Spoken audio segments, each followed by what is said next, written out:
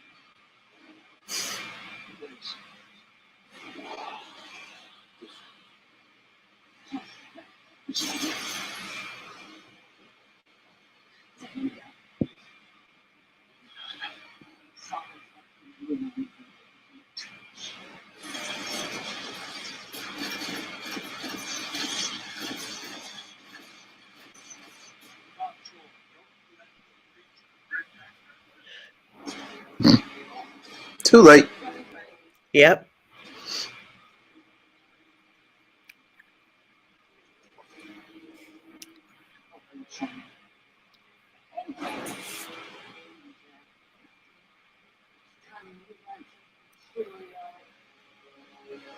And the rest of us too, I hope. Yeah, I know, right? I'm Yeah. ready.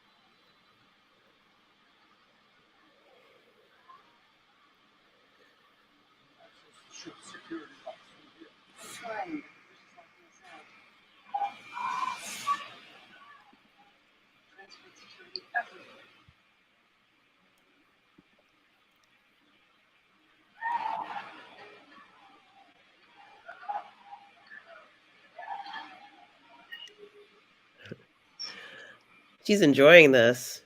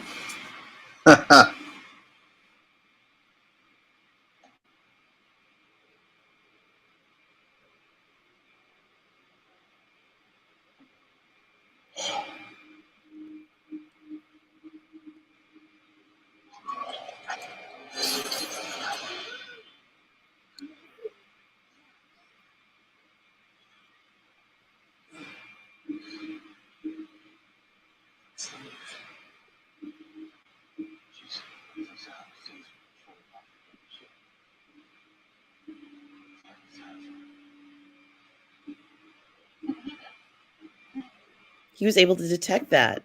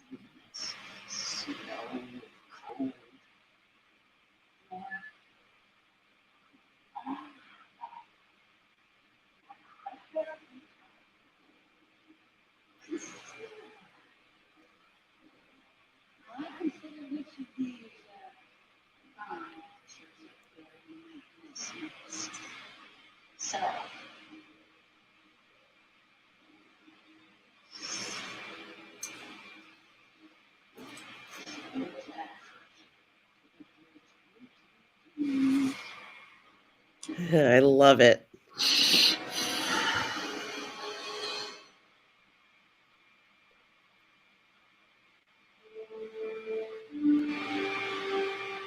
Do-do-do-do-do-do-do.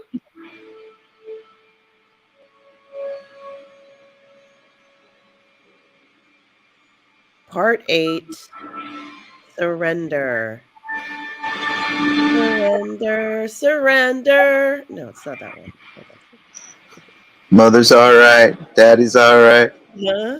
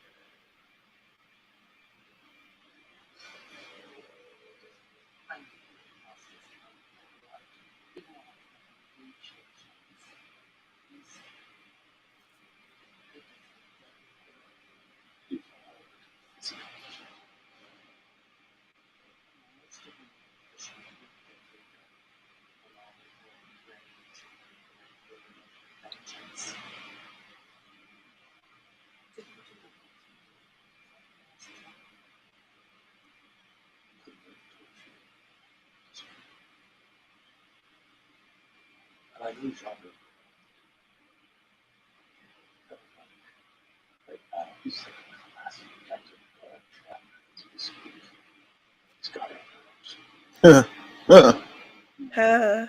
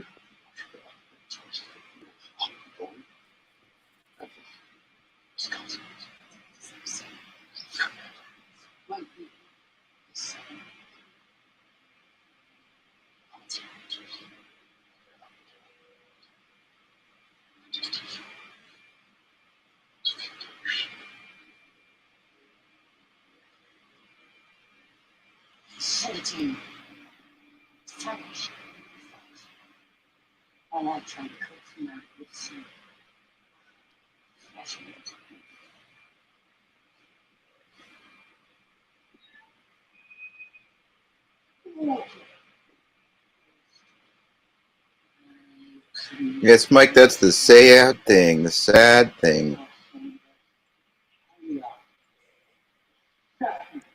Is she going to challenge, Data / lore / whatever?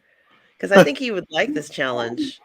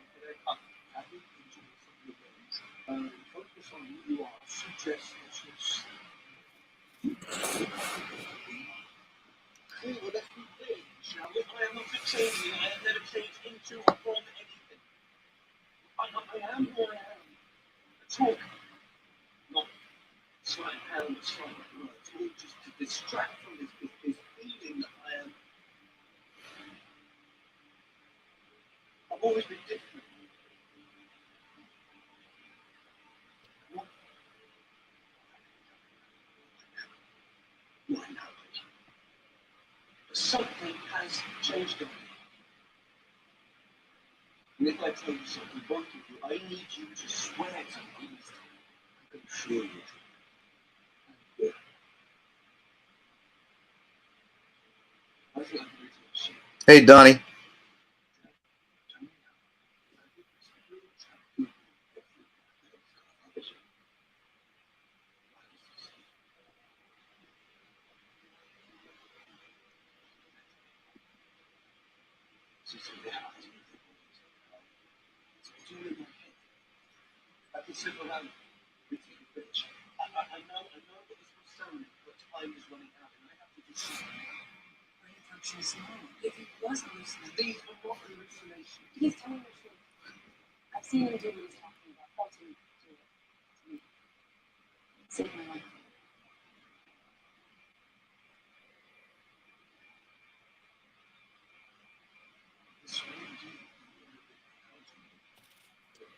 Ah, his abilities.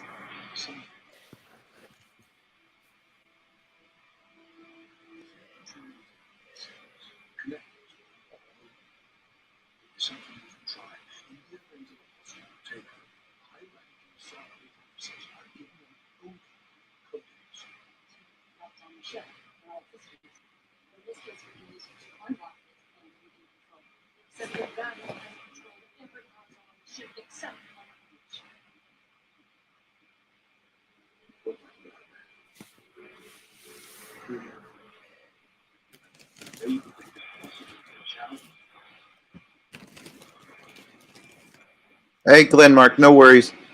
Yeah, just glad to see you.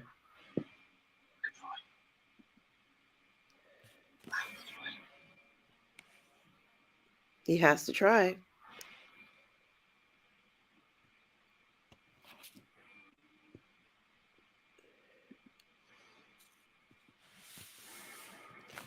Please don't kill the science officer. We only just got to know her. That really cool looking. Is he going to volunteer? Oh, right.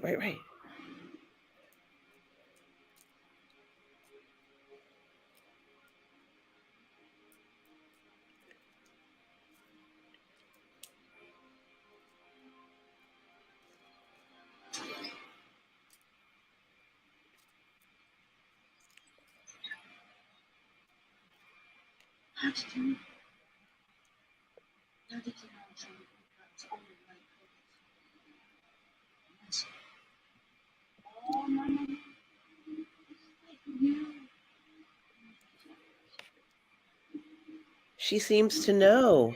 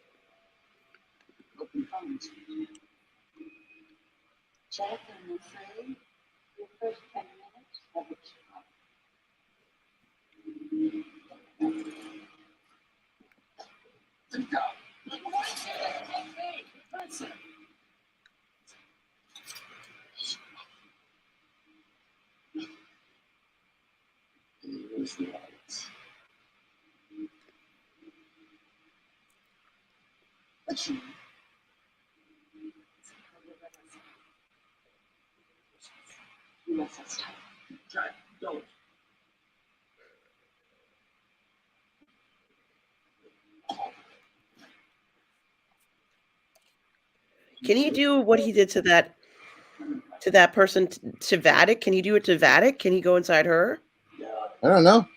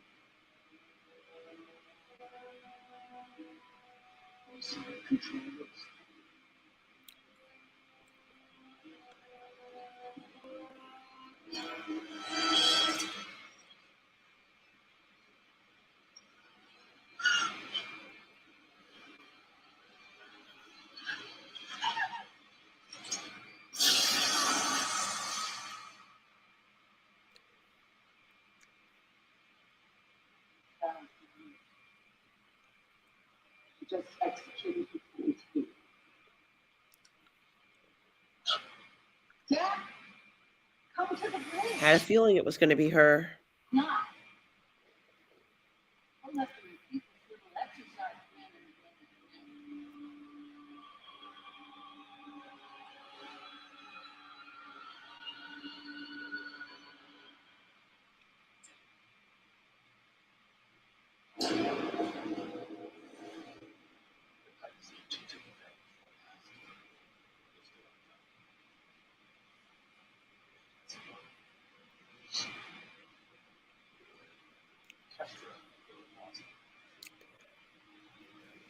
Maybe he can possess Riker for a bit.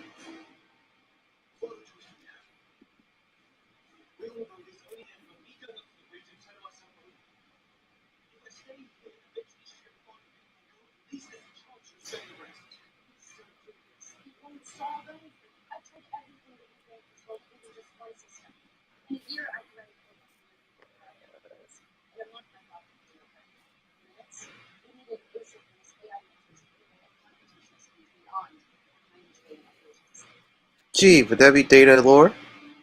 Yes.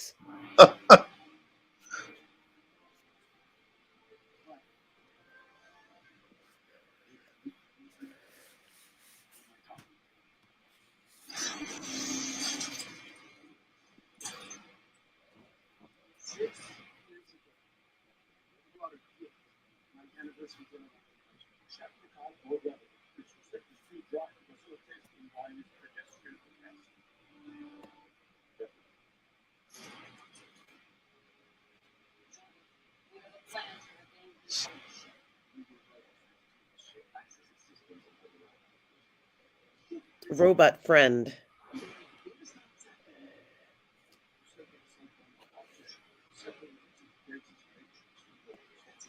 Yes, just like when you have a Mac and you want to use Windows and you have to do a partition in your computer. Thanks, guys.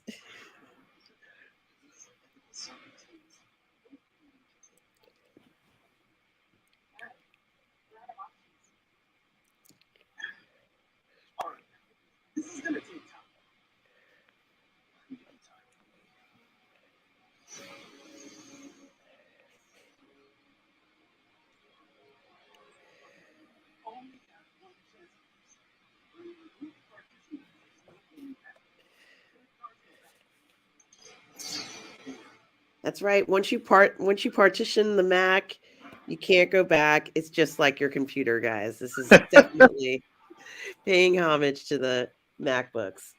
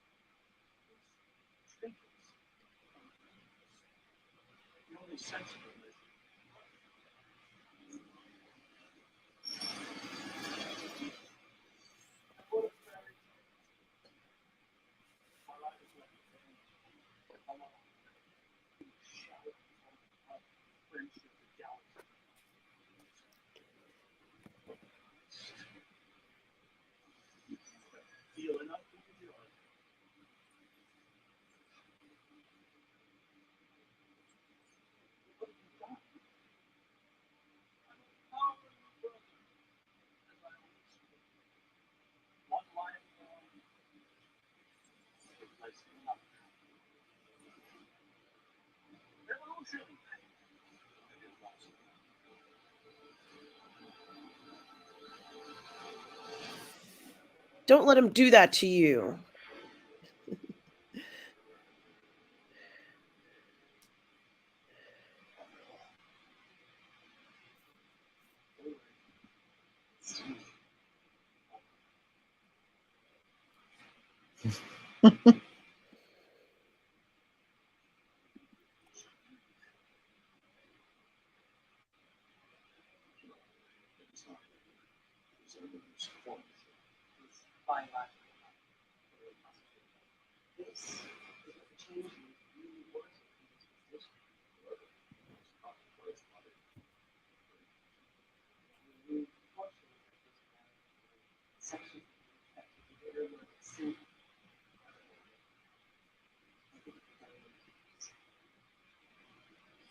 All right, we're going to find out finally.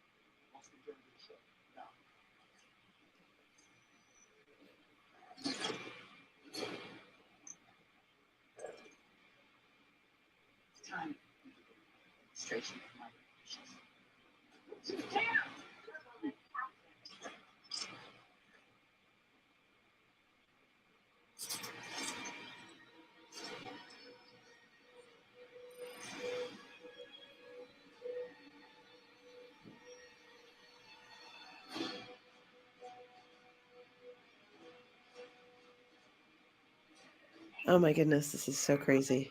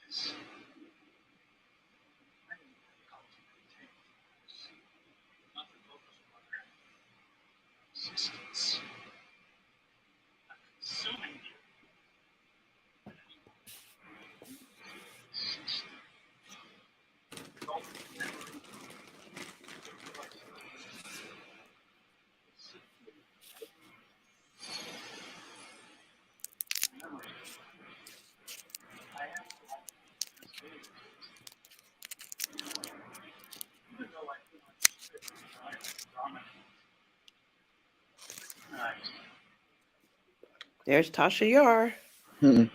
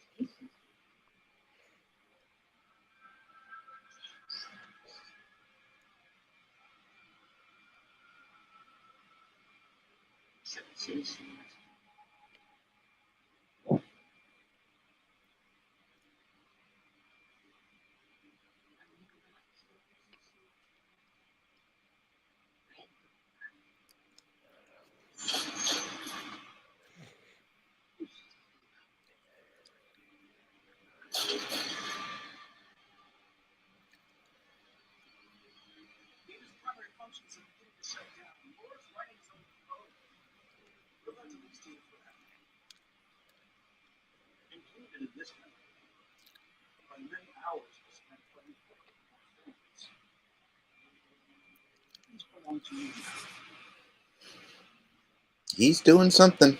Yep. Hmm.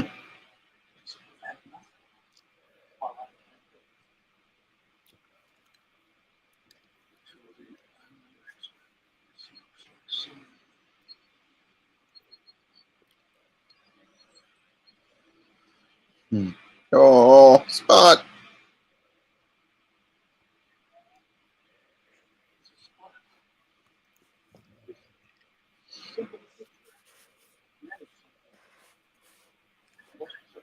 It made him cry.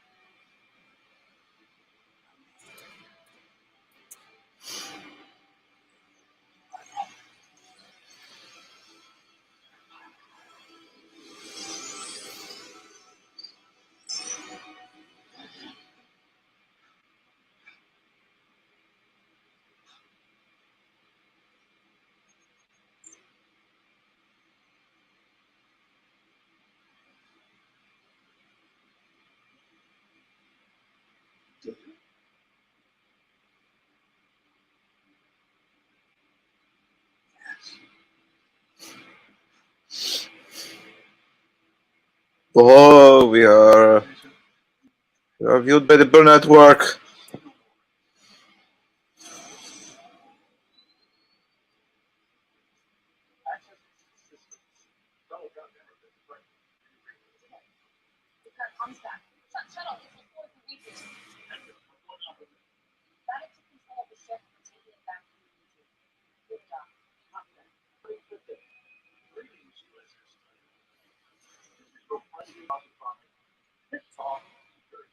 Ha!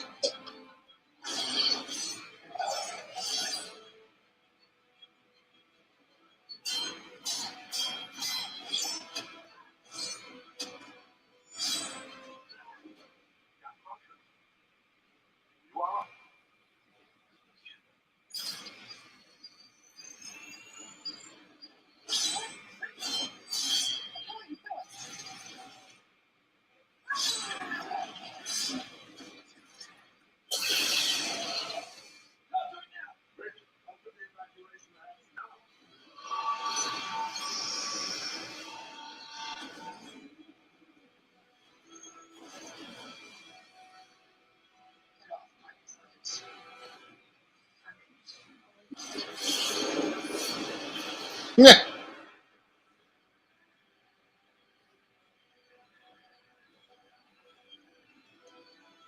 That was the appropriate use of the F word.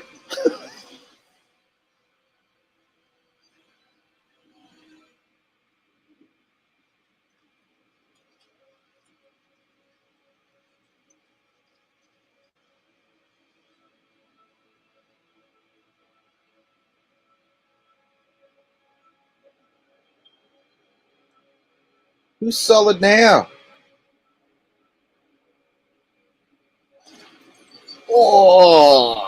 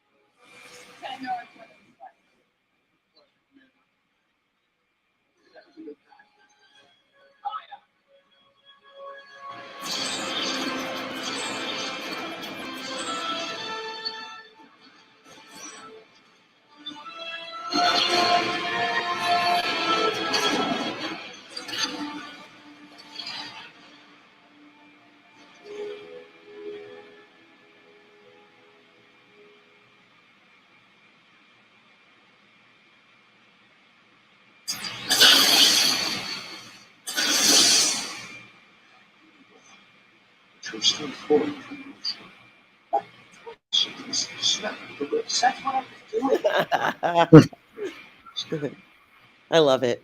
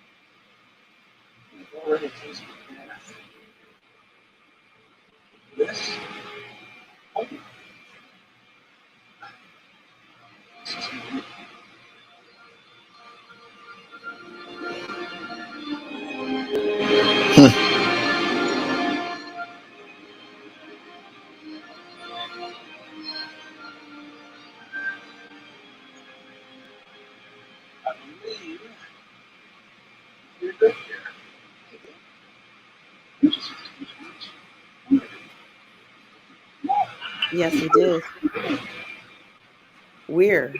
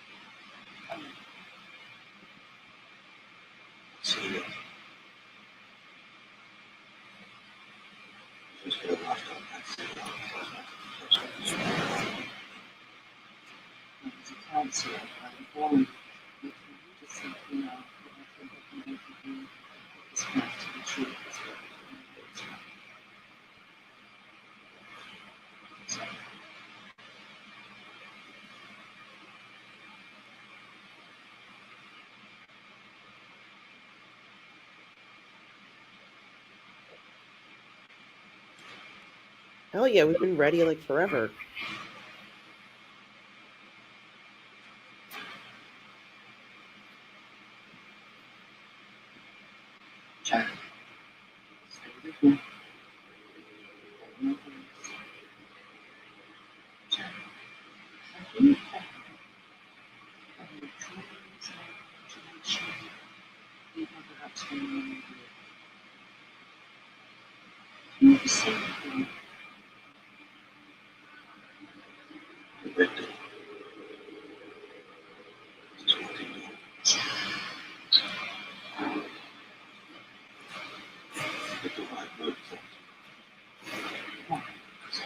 You're right, Tom. It's a great episode.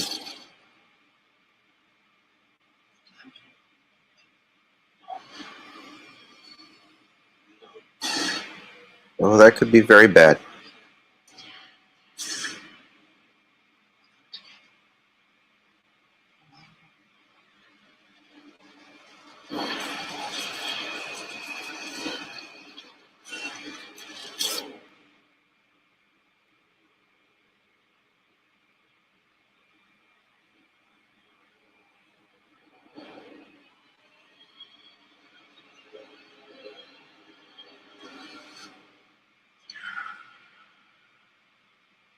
No! Don't!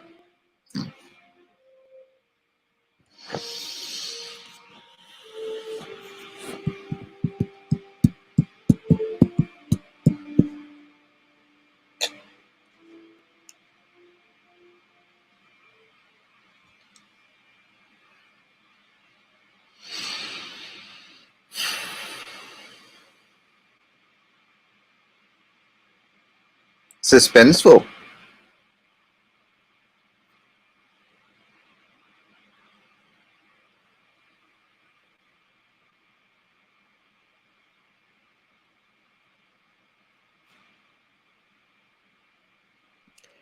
Well, I think we both know that that's not the red door to Elizabeth Arden. Yep, not that red door. Maybe the Rolling Stones are behind there.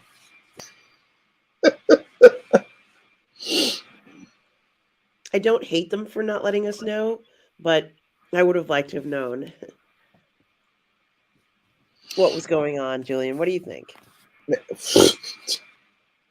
I'm clueless, man. I have no idea what's going on. I'm waiting for. I don't know. I think I thought we were going to get some more information there, but nope, not yet. And I mean, I can wait a week, but darn, man, it's going to be a tough week.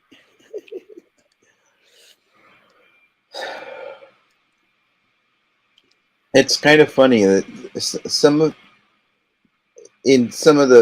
the reviewers I've been watching for this series, the detractors are that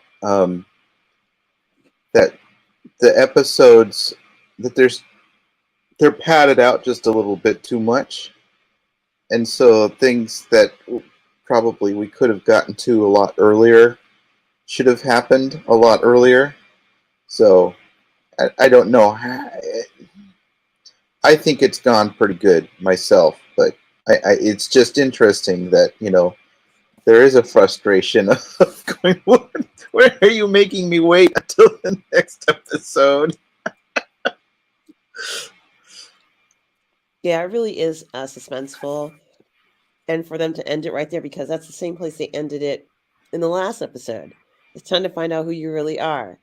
And then Yeah. this one is like, it's time for you to go through the door. Wait a minute, we were there Yeah. in the last episode. We didn't find out who you are. Mhm.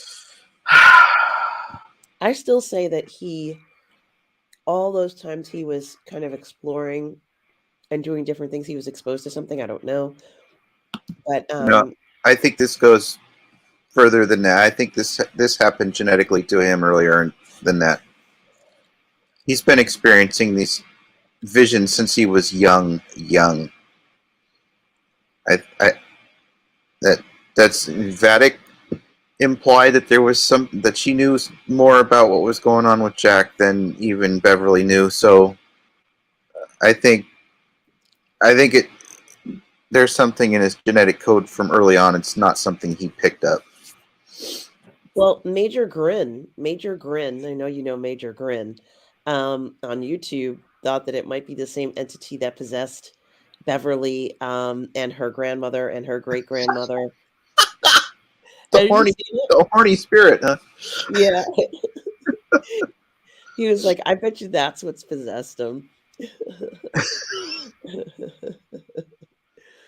It's hilarious. It's hilarious. Just really funny, really funny. I thought what was interesting was that he tried to um, help out one of the crewmen on the bridge, and it didn't work. So apparently, they seem to be able to sense when Jack is around. That's kind of weird. I don't I, understand why they knew. well, she already knew that he had certain abilities. She saw this guy doing something. I mean, the red eye thing, maybe it is an actual visible thing that we see. And so she saw that happening. So that was pretty apparent that she did realize what was going on, I think. If she already knows what he's kind of capable of and sees this thing happening with this other crewman, she's like, I know what you're doing. That's why she went. Are you in? She knew exactly. Yeah, there was a lot of very interesting things in this. Data having his moments and remembering Spot. I remember that was maybe one of the first times he cried when he found Spot on the Enterprise. Is it D? The Enterprise D, Yeah. in the rubble, and when that Tasha Yar memory was very sweet. Uh, to put her in there at that moment was nice. Um, it was very interesting. I think Lore will always be there. I don't think he's gone entirely, but um, I think Lore is always going to be there in his memories, and uh, that's something that he's going to have to deal with, for the rest of his existence, however long that's going to be this time. Um, but yeah, the one person who I said I hope they don't kill the science officer. Sure enough, it was her. I had a You had gut to feeling say it. about You it. had to say it. Yeah, I had a gut feeling about it, and she was the one who got killed. It was like at the last second she turned the phaser to the science officer. I was like, oh man. So she's gone.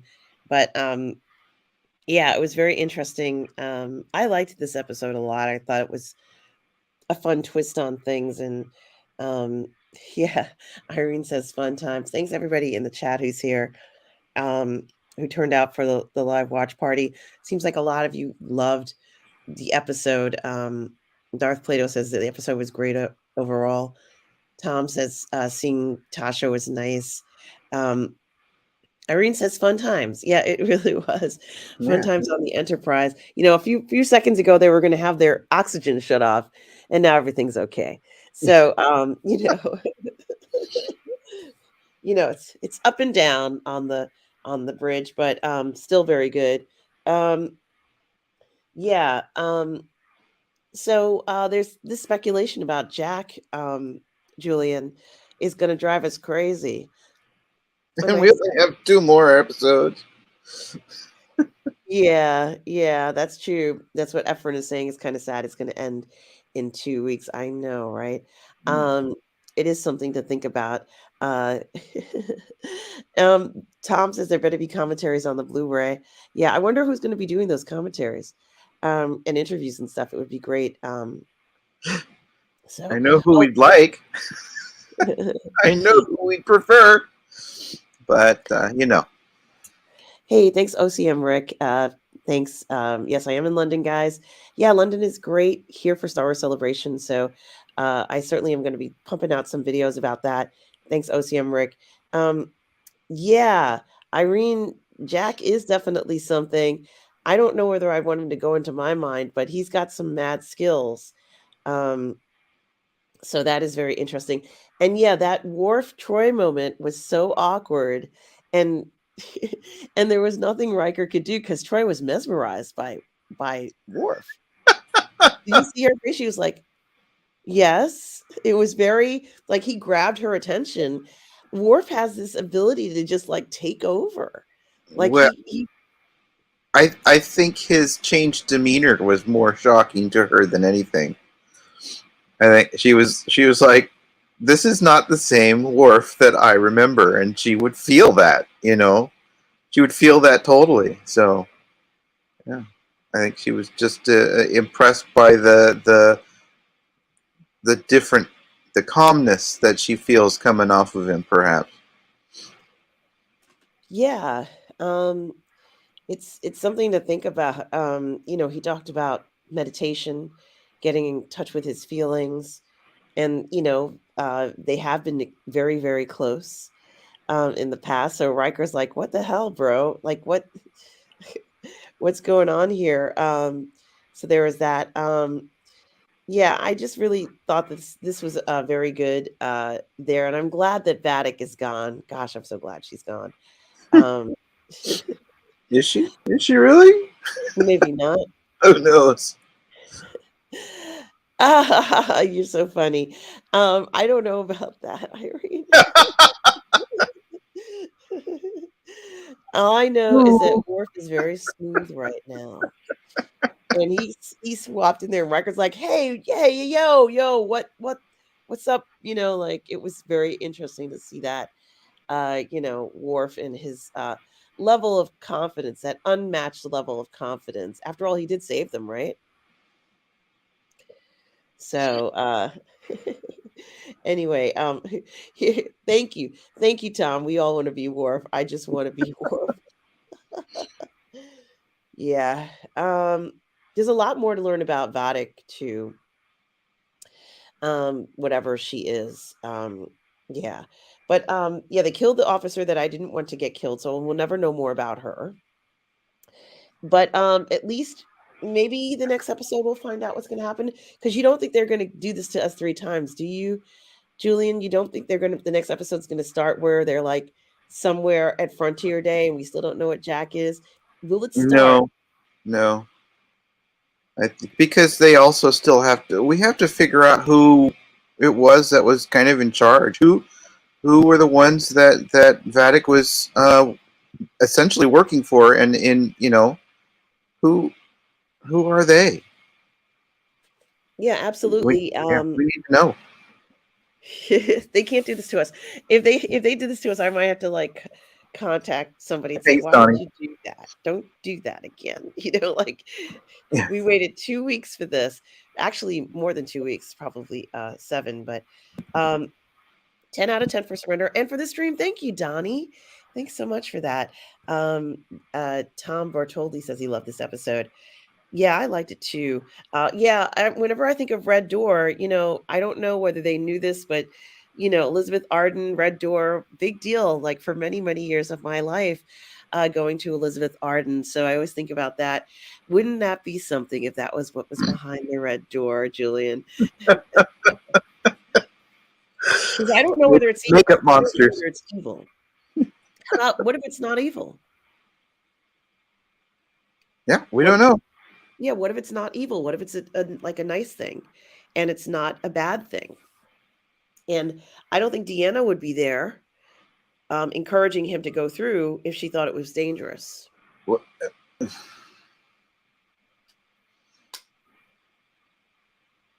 Well, if she, She has a very bad feeling about, and the whole thing about the darkness is kind of concerning to her.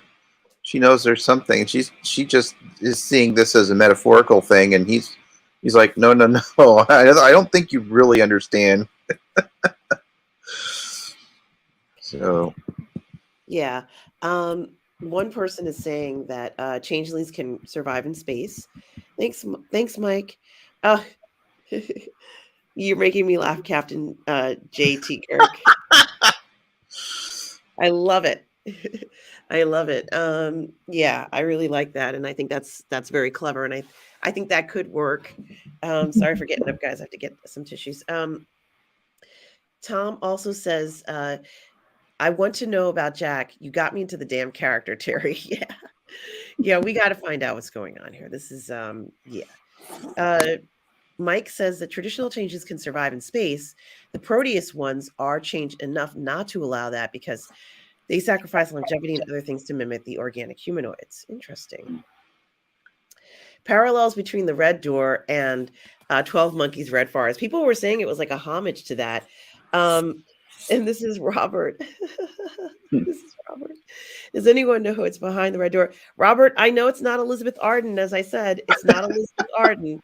I've spent many a day behind in that red door in Elizabeth Arden getting my makeup done and facials. Oh, of course you do. Of course you do, Robert. Oh dear, he knows it's like torture, Robert. It's like torture. Sorry, guys. It's like torture. We want to know what's behind it. I don't think it's evil, Robert. I don't think it's evil. I think it's like some kind of metamorphosis kind of change or something weird like that. But I don't think it's bad. I don't think it's a bad thing. Like I said, I'm sticking with my. I think he was exposed to something, but maybe not. Let's see what it has to do with. Thank you so much for the $5 super chat for Life Mastery Mindset. For the $5, do you think the ancient voice is something that we know in the Star Trek lore? Well, I had joked about Major Grin saying it was that, as you said, Julian, that orgasmic organism that was haunting Beverly and her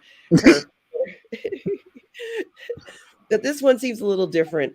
What I like about what he's able to do is that he can go into other people's minds. I really like that. But the real question is the thing about the way that he does that is that the person knows that he's in their mind and it makes them uncomfortable. So it's not necessarily anything anybody would want to have, right? I mean, what exactly is his ability anyway? Is it that he can possess people? Like, what is this? not only that, he had the ability to almost a precognitive ability too of seeing eventualities, possibilities. So that's very interesting also. Yeah, something. Irene says it's something bad behind the red door. I just cannot equate the red door with something bad. I had so many great days at the spa. I just can't do it. See, I don't know whether he thought about this. What if he's becoming like a Q? He's evolving into a Q. Boy, that is everybody. Thanks, Stars Plato. The red door is misunderstood. Absolutely. Absolutely. He's gonna metamorphosize and he's gonna look like John Delancey. Absolutely. Absolutely. It's totally misunderstood. They're all getting makeovers. It's going to be a great day afterwards. Ryan Landis says, paint black. Hey everyone, what a great episode. Absolutely. Yeah. Here they said Bill Boudreau, hi Bill, says just finished. So effing good. Episode was spot on. Board connection must be valid comment in 7. Fitting there was with Jack on bridge. Yes. 7 was about to give it all up, wasn't she? She was like, let me die instead. And I'm like, wow. Damn, 7, you rock. Damn, I love you. What did you think about her wanting to sacrifice herself for one of the other crew members? I love that. That her. We've mentioned before earlier in the series, her bonding with the crew, is much stronger than Shaw's, and it shows.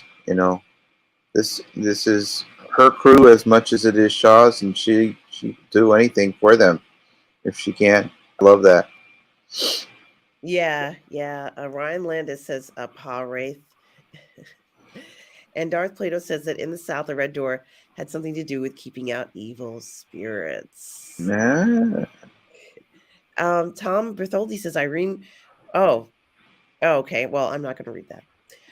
Guys, don't forget to join the Burnettwork and Bill Hunt tonight at 11 p.m. Eastern, 8 p.m. Pacific for the Curlane Nascos episode 8 Surrender with guest writer Matt Okamorai right here on the Burnettwork with Robert, guys. Please do check that out.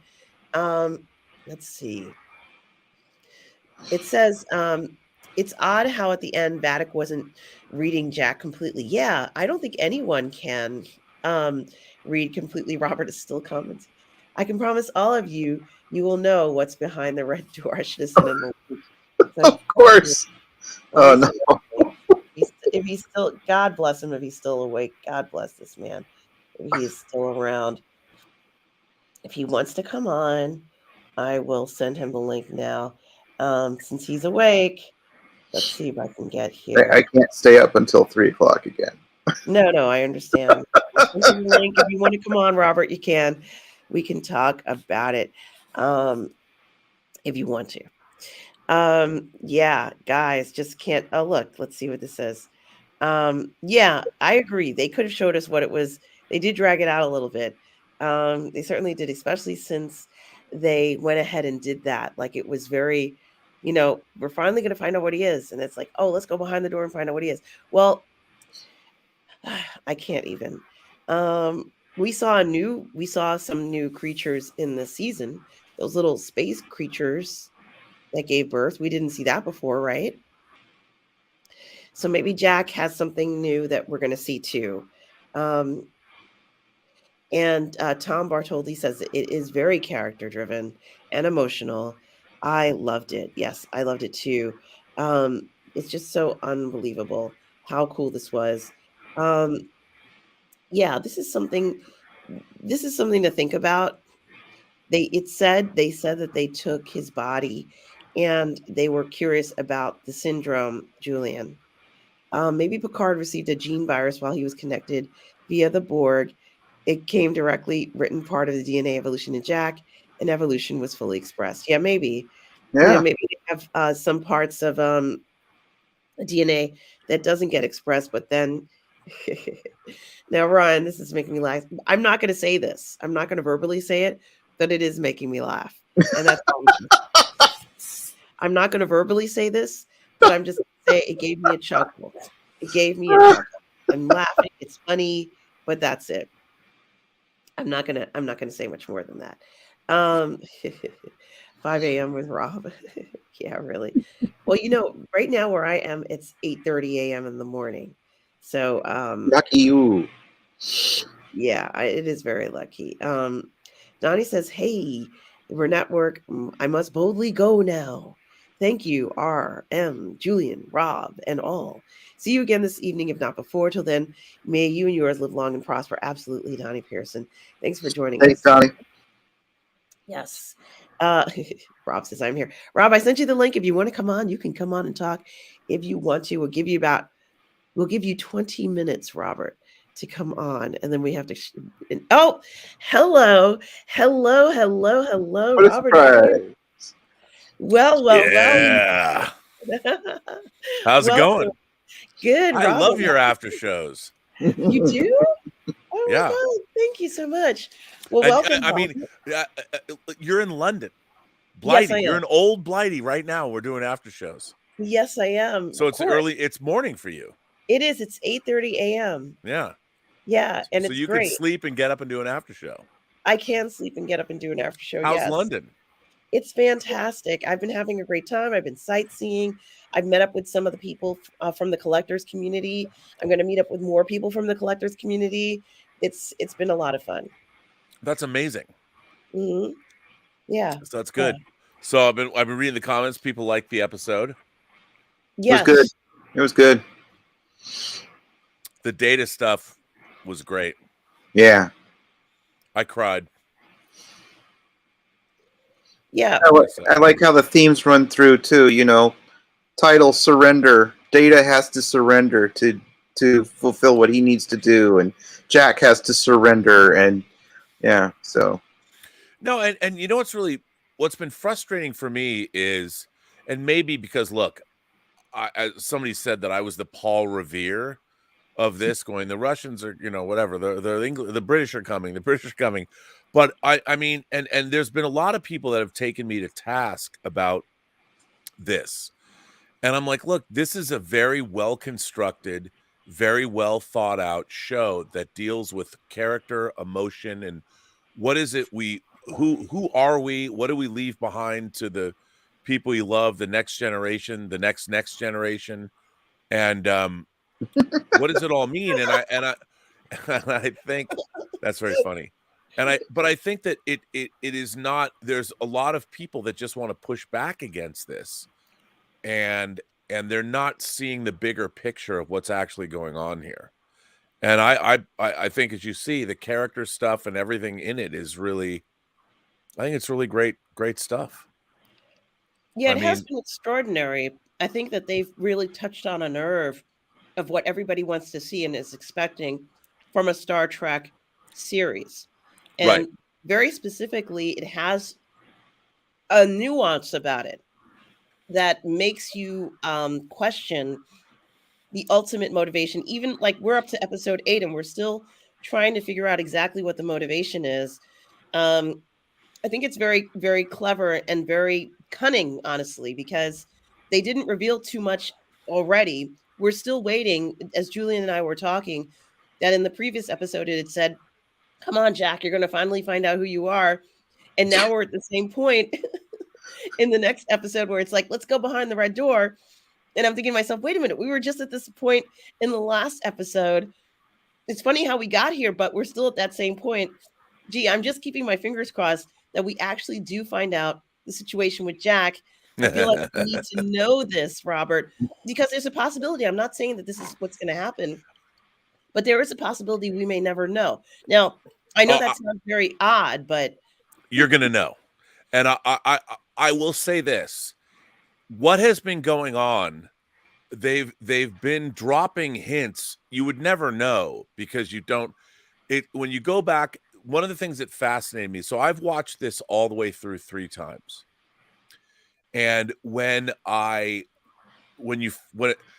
I'll tell you something, Terry Metalis, he asked me, he goes, so even at the end of episode 8, he goes, do you know what's happening? And I honestly said, as a lifelong Star Trek fan, I said, I don't know exactly what's happening. And he couldn't believe it. He was like, how can you not know? And I'm like, and it delighted him to no end. I said, because there's a million things it could be, the way you've set everything up and what's been going on. And I didn't know. And then what happens is, I'm not going to tell you, but I mean, what happens is there's a really interesting thing, and you realize that they've been setting you up the whole time. And Terry thought that I, as an astute viewer, would know. But what Terry didn't realize is that I'm just following what you're telling me. And, I'm following all this stuff that's going on. And then when it gets revealed pretty quickly what happens. And it's, then you're like, honestly, next episode, everyone's going to be like, holy shit. I swear to God, you're going to, because that's how I was. I was like, oh my fucking God, and you're, and the shit hits the fucking fan in a big way. And I was like, when it happened, I was like, I did not see that coming. And it was pretty great. wow. So, You're building us up, Robert, and I have to say, honestly, I'm on board. We're all in for this. This has been such a great experience so far. We're all in for all of this because it's been unbelievably good. That interaction with Worf and Deanna at that particular moment, I thought was really funny because he grabbed her attention. Like her eyes were so wide open as he was talking to her. And I'm having Riker's some like, wine, by the hey, way. I'm in the room. I'm in the room. You know what I mean? Like it was so No, good. and yeah, you know, they used to have a thing too. So it's like, Yes, they did. They're tight. So I thought it was really funny. How he wanted her to know at that moment, maybe not the best moment, but he wanted her to know that he had changed and things were different. And Deanna's eyes were like just giant moons. I mean, it was so amazing to see. They still have kind of a close connection. I thought that was really bow, interesting. chicka, bow, bow. It was really good. And Riker's like, hey, come on now. We just kind of made up here or whatever. Yeah. I mean, he did rescue them. You know, Worf saves the day a lot in this series. And it's kind of nice to see that. But I also have to question the notion of what Jean-Luc and what Beverly are feeling right now as parents. And I know it's very high stakes about what's going on, the whole ship. You know, they were 5 seconds away from having their oxygen turned off, right? You Yeah. know, like things were getting bad. But honestly, the three of us all know, and everybody in the chats all know that Beverly and Jean-Luc, they did not care if the oxygen turned off. All they care about is the welfare of their son right now. Yeah. And I can't even imagine what they were going through at those moments where he was saying things like, well, let me go ahead and sacrifice myself. Let me just, and they're like, no, you are not going to sacrifice yourself. I've never seen a more sacrificial character other than maybe Seven of Nine, who also wanted to sacrifice herself for another crew member. Robert, these crew members, and even Jack, who's not an official crew member, they're really amazing. They're willing to give it all up to save one another. That's the type of camaraderie we want to see in Star Trek. Yeah, and we're, you know, we're missing that. And I think that I think more than ever this episode shows that wouldn't we love a Titan series? I mean, of course certain characters, you know, might not be a part of it, but what are you going to do? Yeah, and I did just want to thank we had Life Mystery who sent us a $5 super chat about asking about whether it's an ancient voice is something that we know in the Star Trek lore. I'm not even quite sure what that means. The voice that Vadic was talking to? Okay. Okay, is it something we know? Oh yeah. Okay. Oh yeah. And also mindset, life mastery mindset for the $10 super chat. Thank you so much, life mastery mindset, for the $10. We appreciate it. Says, I love the way the writers in this season brought Data back. Never thought it was possible. What the heck were the writers in season 1 thinking to not give Data what he always wished for? Yeah, I mean, and by the way that whole scene between Data and Laura and the mind thing was, I mean, that was classic Star Trek, and you can't not feel like when I watched it that time, I was really moved by it all, you know, and it's such a wonderful scene, you know, Yeah, and it really is. and the, you know, it continues on, and the fact that, you know, this whole thing, I am so tired of people talking about, well, robot Picard, and it's like, look, man, Alton Sung, and again, I keep arguing with people in the Star Trek universe. There has been, because you've seen ancient civilizations have technology that gives android bodies to human beings, you have to assume that the research to create eternal life has gone on. That would be one of the most obsessive things with any civilization, and to come up with android bodies, if you could download your consciousness, we talk about that now, downloading your consciousness into something before you die, like a mainframe or that, and the idea that someone's going to make synthetic bodies or whatever, that's what people would do, and that Data basically, we now have the ultimate version of a synthetic body that's essentially a human body, even though it's, you know, you have a positronic brain or whatever, but it doesn't bother me, especially because I've read so many Star Trek novels that deal with the same thing. David Mack, he wrote a trilogy, the Cold Equations trilogy, about all the Sung androids, and dealt with all this. So I think a lot of the criticism about that particular point is people running headlong into the whole notion. Perhaps they're thinking, oh well, if they're gonna put him into a positronic, body, why keep him looking the way he does? Which brings you right up to the fact that they have to because he's the star of the bloody show. Yeah, right? I mean, look.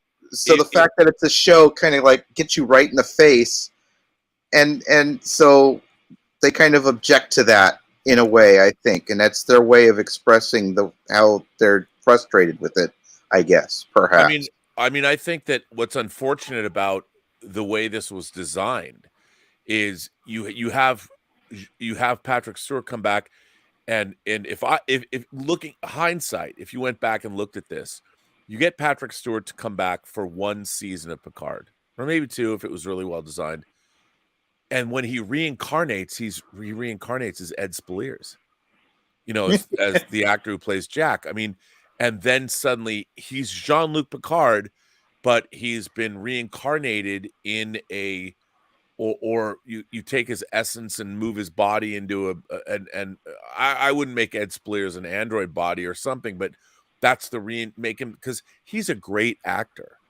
He's a really terrific actor, and he's got charisma and everything. And what would have been so great is you have an opportunity to reincarnate a character canonically, kind of like Doctor Who. And if you reincarnated Picard through whatever 23rd, 25th technology, people would have bought it, with Ed Speleers as being a great actor, but he's now, the young, spry Picard or whatever. I mean, they didn't do that. They couldn't do that. So the people in Star Trek Picard season 3 were saddled with what they did in seasons 1 and 2. They couldn't move away from that. All they can do is kind of caress it in there and try and make it as good as they can make it. But I mean, I think everyone agrees Liam Shaw and Jack Crusher are great additions to the Star Trek pantheon. And I think Vadic too. I mean, Vadic had her reasons, and they were very valid. And like with all Star Trek, they relate back to our real world. Yeah, it really does. I mean, this really has been changing in a lot of ways, I think, at least for me, looking at the series, because we all kind of wanted to have these stories continue. And it seemed like for a while, let's say hypothetically, in the movies, they seem to continue on. Right. But, now that it's so many years later, you usually don't get something like this for a series where you can continue on 20 years later. You never get this. No. So this is very unique in this regard. And as I said before, and I keep seeing these articles that say season 3 of Picard is the last season, but it doesn't mean that there won't be more Star Trek. I think if you kind of read it and look at it, it doesn't necessarily mean we won't see these characters again, but maybe Picard season 3 might be it. But it doesn't mean that the characters won't live on. No, I mean, no, it doesn't. And they will live on. And the idea that, I did a show about this already, but no one gives a fuck about a Starfleet Academy series. That's just them wanting to turn Star Trek into something that's easier to do. There's how many shows. I mean, I did my stream about how stupid it is to do a Starfleet Academy series, especially in their weird 31st century future that nobody cares about, that they've created the most unimaginative future. Would there even be a Starfleet Academy 1,000 years from now? Wouldn't our civilization be different? They've written themselves into a really terrible corner with terrible writing, and they're going to double down on it. Whereas what everybody really wants, and the whole thing about Star Trek is the Star Trek franchise has moved, like TNG takes place 80, 100 years after the original series. And then you have Deep Space Nine, and then you have Voyager. Enterprise filled in the gaps from the early How the Federation formed. But moving forward into the 25th century should be the way to go. But the problem is the people that are running Star Trek, Terry Matalas was able to go do things. They didn't want him to do any of this stuff. He was actually able to make a canonical Star Trek show that works with the Berman era of Star Trek, while dealing with saddled with all the ridiculous gobbledygook that they've made since 2017. So you can watch Star Trek season 3 as a continuation of the Berman era of Trek and just forget seasons 1 and 2 of Picard and Discovery and Strange. Everyone's like, well, what universe does it take place in? Look, man, you got to use your imagination. To me, Star Trek Picard seasons 1 and 2 are so god awful that I don't give a fuck. But Star Trek Picard season 3, that is a great follow-up to where we left our characters. Yeah, and I also think that this is a testament to anybody who hasn't seen Picard season 3 and is saying, well, I didn't watch seasons 1 and 2. You don't have to watch seasons 1 and 2 to watch this season. And I think that that's very interesting. You absolutely don't need it. You could literally go from The Next Generation, the last film, to this, and you're fine. You don't need to watch Picard seasons 1 and 2. I'm not saying you shouldn't. I'm just going to say that it's not absolutely necessary. You can still follow on this.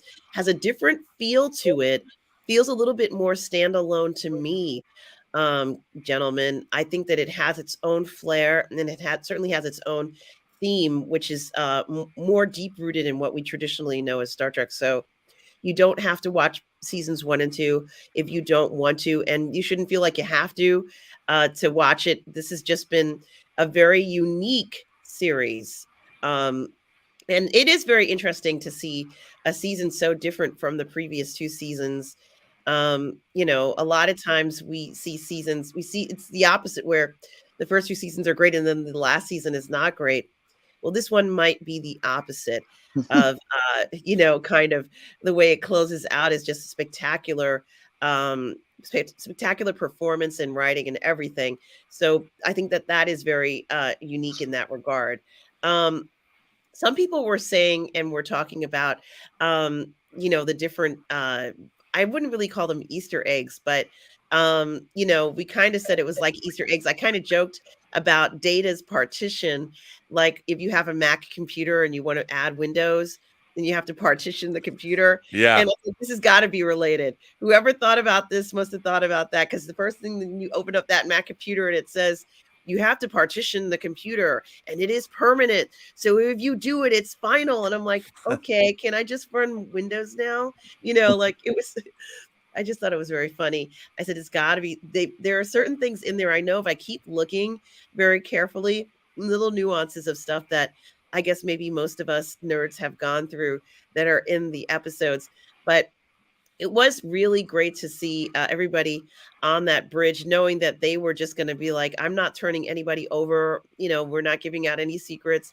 None of that is happening. We're going to hold out. We're just going to, you know, in this for the long haul. And, you know, I couldn't help but thinking about the captain who talked about how someone he had just randomly picked him and said, here, go on that vessel. You're going to be one of the survivors, just you. And he was just a kid. And now he finds himself again in a very serious situation, a very serious moment where if he raised his hand and said, yeah, take me, they wouldn't. You know, they wanted to be, Vadic wanted to sacrifice one of the younger crew members to make a point, I think. So I thought that that was very interesting as well. That was hardcore too. It is hardcore. He's faced with this situation again, where, you know, people are really having to make decisions, life and death decisions on the ship. Yes, but certainly this was very interesting too. We got to see Riker and Deanna finally had that conversation that we've been wanting them to have. I mean, you know, and of course, everybody had been speculating as to whether or not she was a changeling or not. But we absolutely needed to see that reunion between Riker and Deanna. Deanna says, "You've changed," she says to Riker. "You've changed since I've seen you." What did you guys think about that part where she notices? And I was completely unaware that she wanted to carry his grief. I mean, wow, what a thing to do. I didn't even know she could do that. But gee, what a thing to do. What did you guys think about everything that we learned that had gone on between them in this episode? It to me, it made a lot of sense that as the loving wife, you know, the partners in life, that she would want to do that, and of course making that realization that is, though you want to do it, it's the wrong thing to do, because, you know, the person who's grieving has to be able to work through it, or else they don't work through what it is they need to work through. So it's kind of like a, it's a two-edged sword there. She can't, she wants to help him, and yet she makes the realization she shouldn't have tried because it doesn't help him as much as she thought it would. Yeah. Well, I didn't know Deanna could do that. I didn't know Deanna could go into someone's mind and take pain away. It seems very similar to what Jack can kind of go into someone's mind too. I didn't know she could do that. I don't know what all of Jack's capabilities are, but yeah, I didn't know she had that power. That's very powerful to be able to go and take someone's pain away that way. As a Betazoid, I had no idea. I mean, did you guys know she could do that?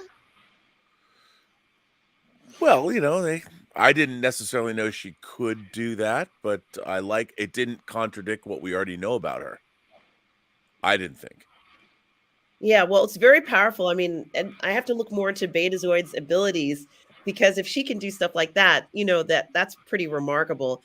But now that they're all together, here it says, Mr. Gears talks about it was fantastic to see the entire TNG cast in the observation lounge.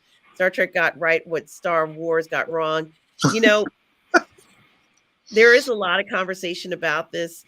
I don't think this is just feels like everything is falling into place. When it works, and there's a lot of variables to get everything to fall into place like this.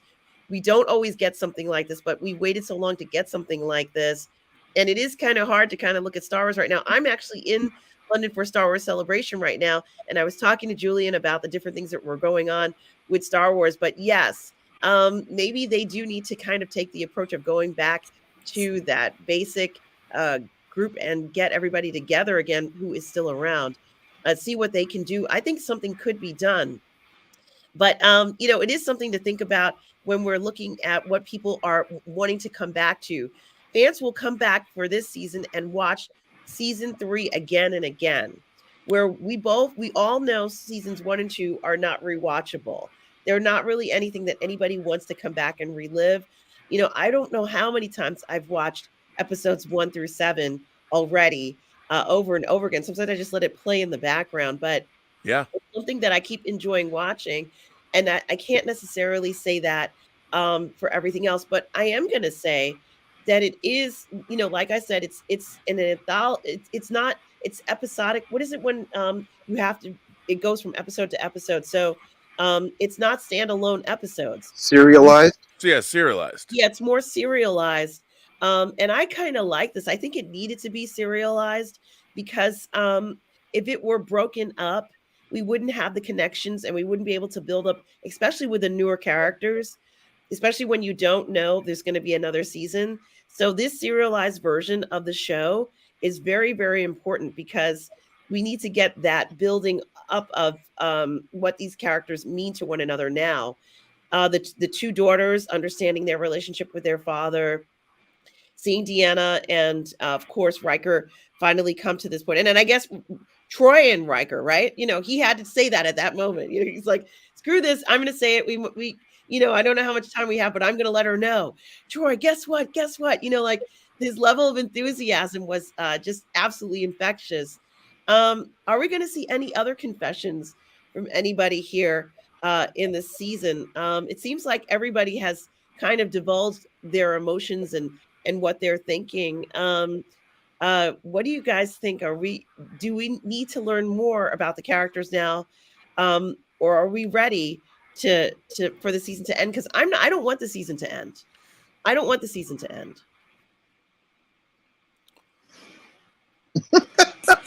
Well, Rob can't say anything. Because that just, you can't. Here's my Ben Affleck Hot Toys head sculpt for my Justice League Batman figure. How about that? I can say that. How about that? Fair enough. Yeah, you mentioned everybody being able to say everything that they need. They've been able to express their, feelings to their important peoples, and even Seven got to tell her captain My name is 7 of 9. That was great, and I find myself wondering if he will relate to her in the future episode. So whether he will acquiesce and use her, given what her chosen designation, or if he'll have trouble with that. You're right. I mean, she did kind of just blurt it out. I am 7 of 9. It's like, Yeah. wow. So yeah, I was just kind of curious about that in regards to what else is going to be coming out, because it feels like everything has been revealed, and I do feel content with things. But I am also wondering what's going to happen on Founders Day, or Frontier Day, Founders Day, Frontier Day. Frontier Yeah. Day. I keep calling it Founders Day for some odd reason. Well, because it's changelings. Yeah. They're the Yeah. the founders. Maybe Yeah, Frontier Day is going to get changed to Founders Day. Someone is asking if you can tell us how long the last 2 episodes are. No. I'm not saying shit about the episodes. I'm not going to say anything. All I can tell you, I'll tell you one thing. Don't stop watching the credits of episode 10. What? That's all I can say. Oh my gosh. I can't. Oh my gosh. Yeah, I'll just I'm just saying that it would be a mistake. Now, maybe because maybe the credits are different. I don't know. I'm just saying I would watch the entirety of the credits of episode 10. I would. Maybe some people goodness. would. I don't know. No, I can't, Robert. It's, oh my goodness. It's just, Just saying. I mean, yeah, it's just been so phenomenal. Here, Patrick, there's some other viewers saying how amazing it was. And also Nightwing says, hey, you got this Ben Affleck head.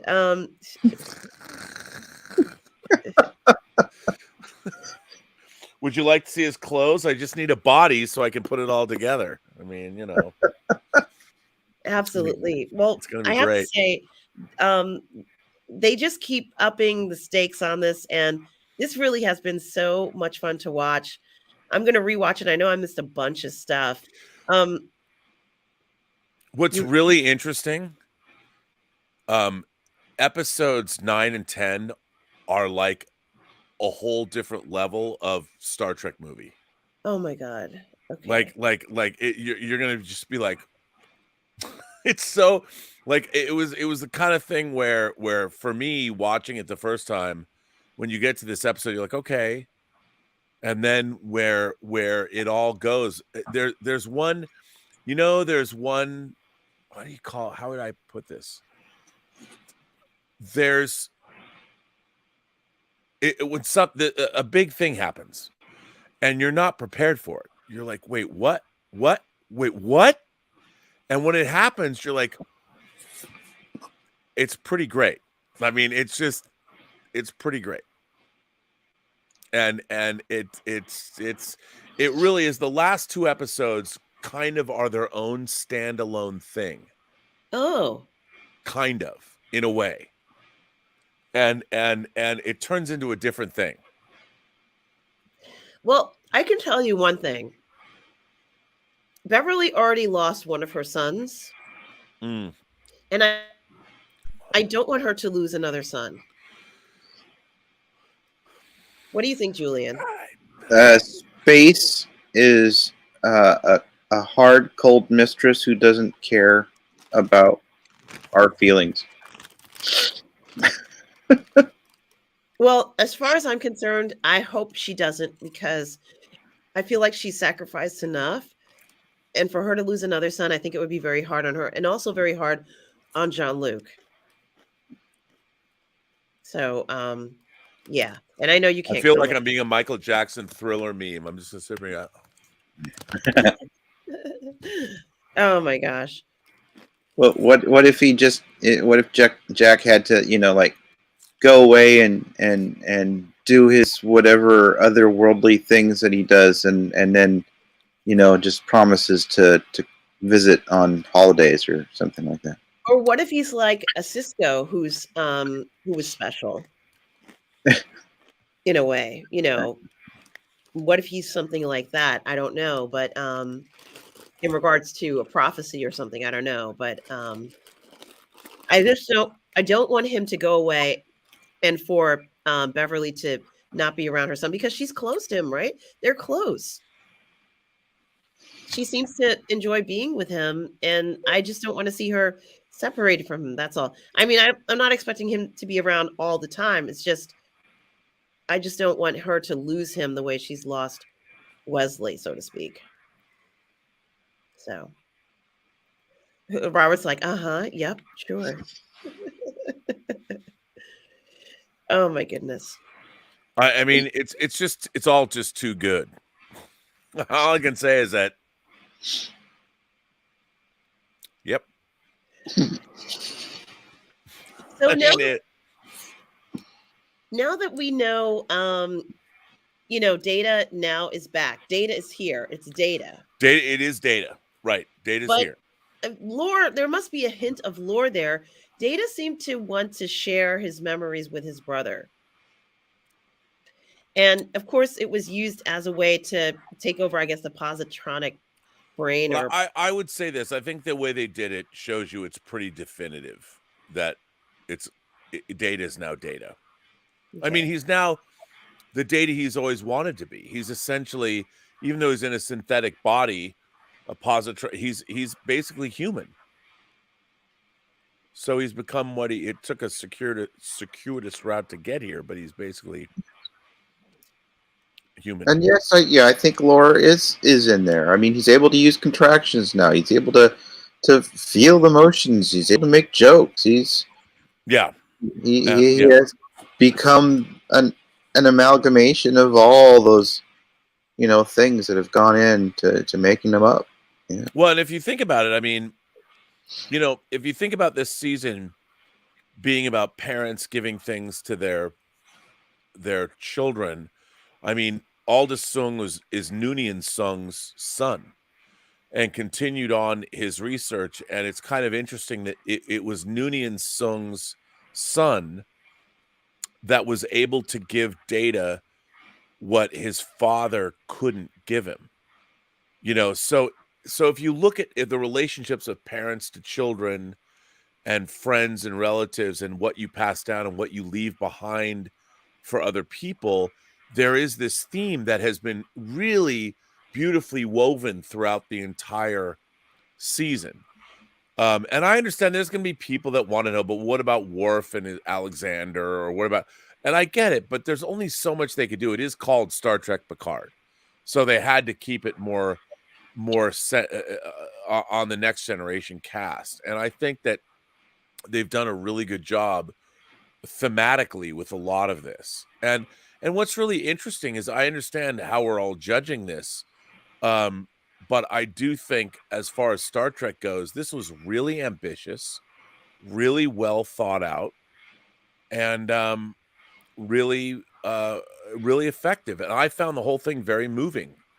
And it continues to be so after I stop crying in the next 2 episodes. Well, someone, and of course we did see that Data brought up a lot of memories, including Spot, as well as the cube he had with Tasha Yar, who has always been in our minds, pretty much even after she perished the way that she did. It was very interesting to see that. Data was concerned. I think it was very interesting when he had said that I have these memories and you didn't get this. It's almost like as if, in a family, when one child gets more love than the other. And I thought that was also a very interesting touch to it, even though it was part of a plan.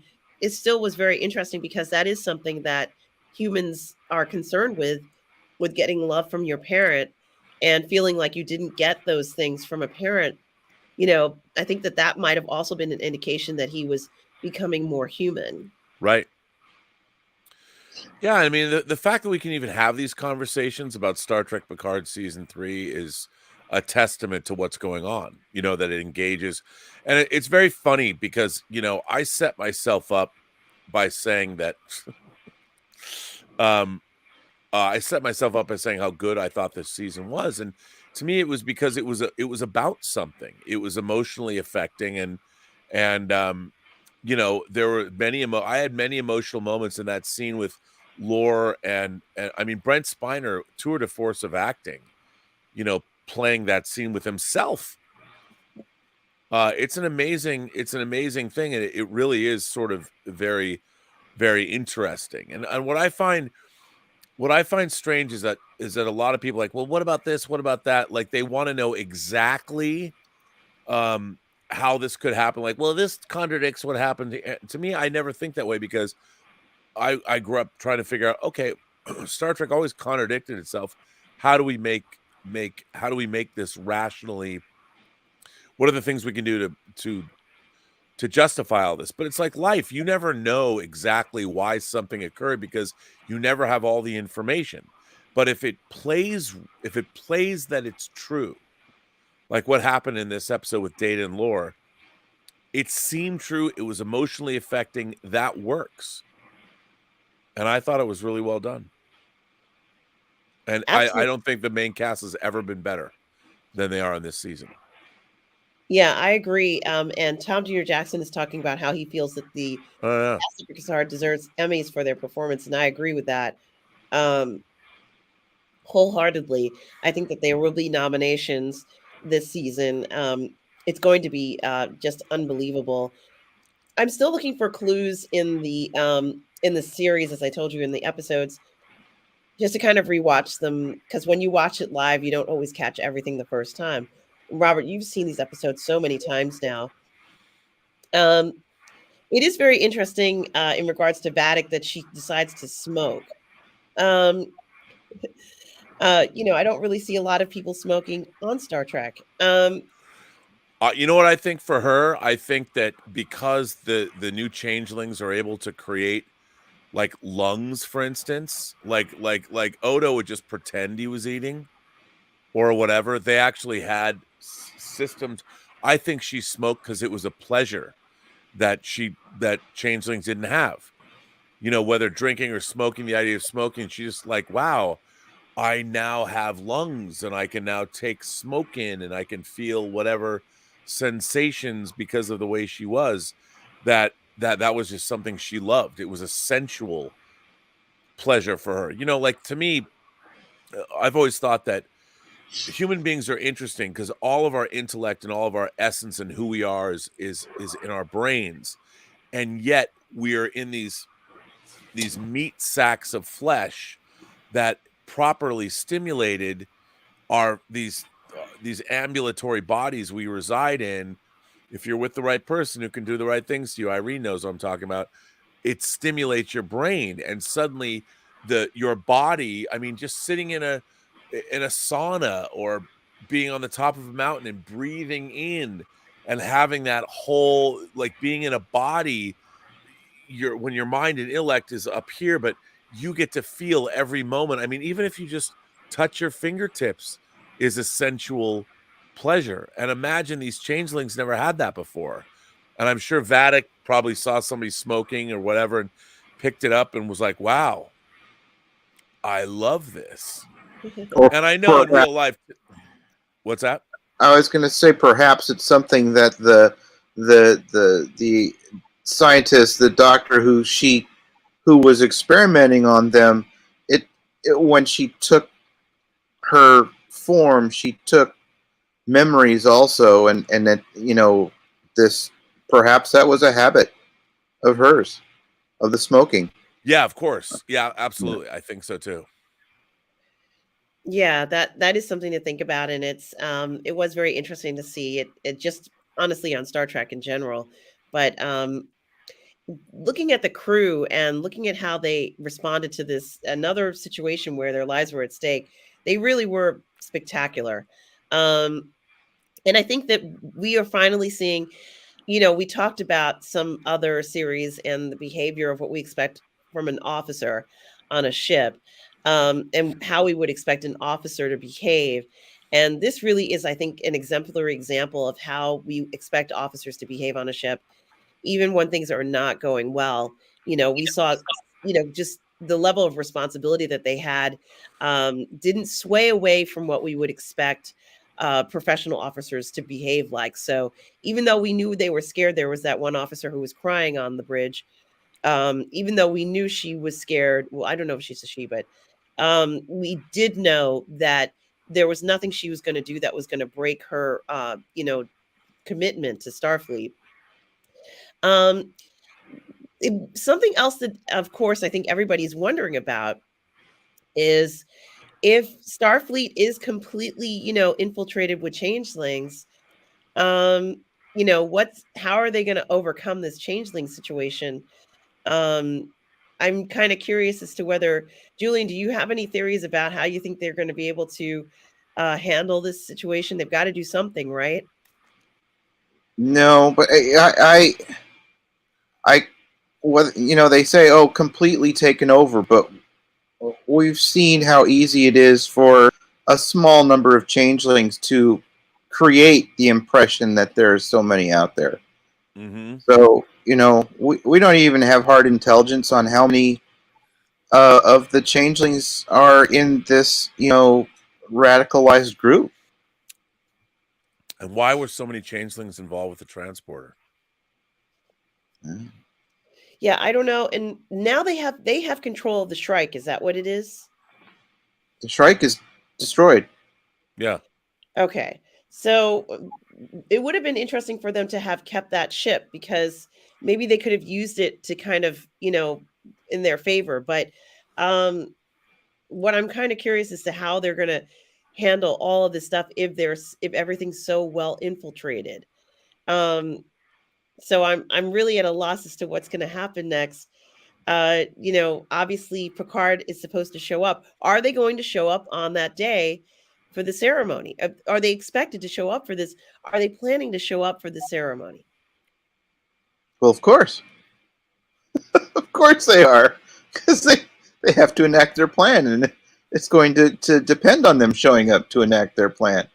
Isn't that the way it always works with these shows? Of course they're going to show up. Yeah. But yeah, the whole thing with the refusal to use the transporter, even though they've been able to circumvent Starfleet's supposed knowledge of, how to detect the original changelings, is very interesting. They still don't want to use those transporters at all, and yes, that could be the key to how they're going to solve this whole issue. Yeah, so you think that maybe the transporter will allow them to kind of, I don't even know how to say this, sort out the changelings from everyone else? I mean, is there something about the transporter that will allow let's say the crew to see who is or isn't a changeling? Is the transporter the key to telling who is or isn't a changeling? Well, they certainly don't want to use the transporters, do they? I wouldn't. It's always the shuttles.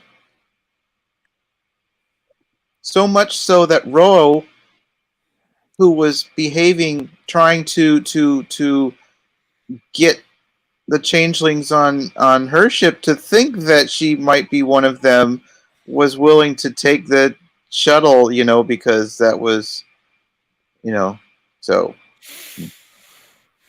Now, someone mentions about scanning for the isotope and you can catch the changelings there, but they can't even communicate with the other ships or anybody else. At least it seems like that's the case still, right? So they can't warn anyone. This is what's really concerning me.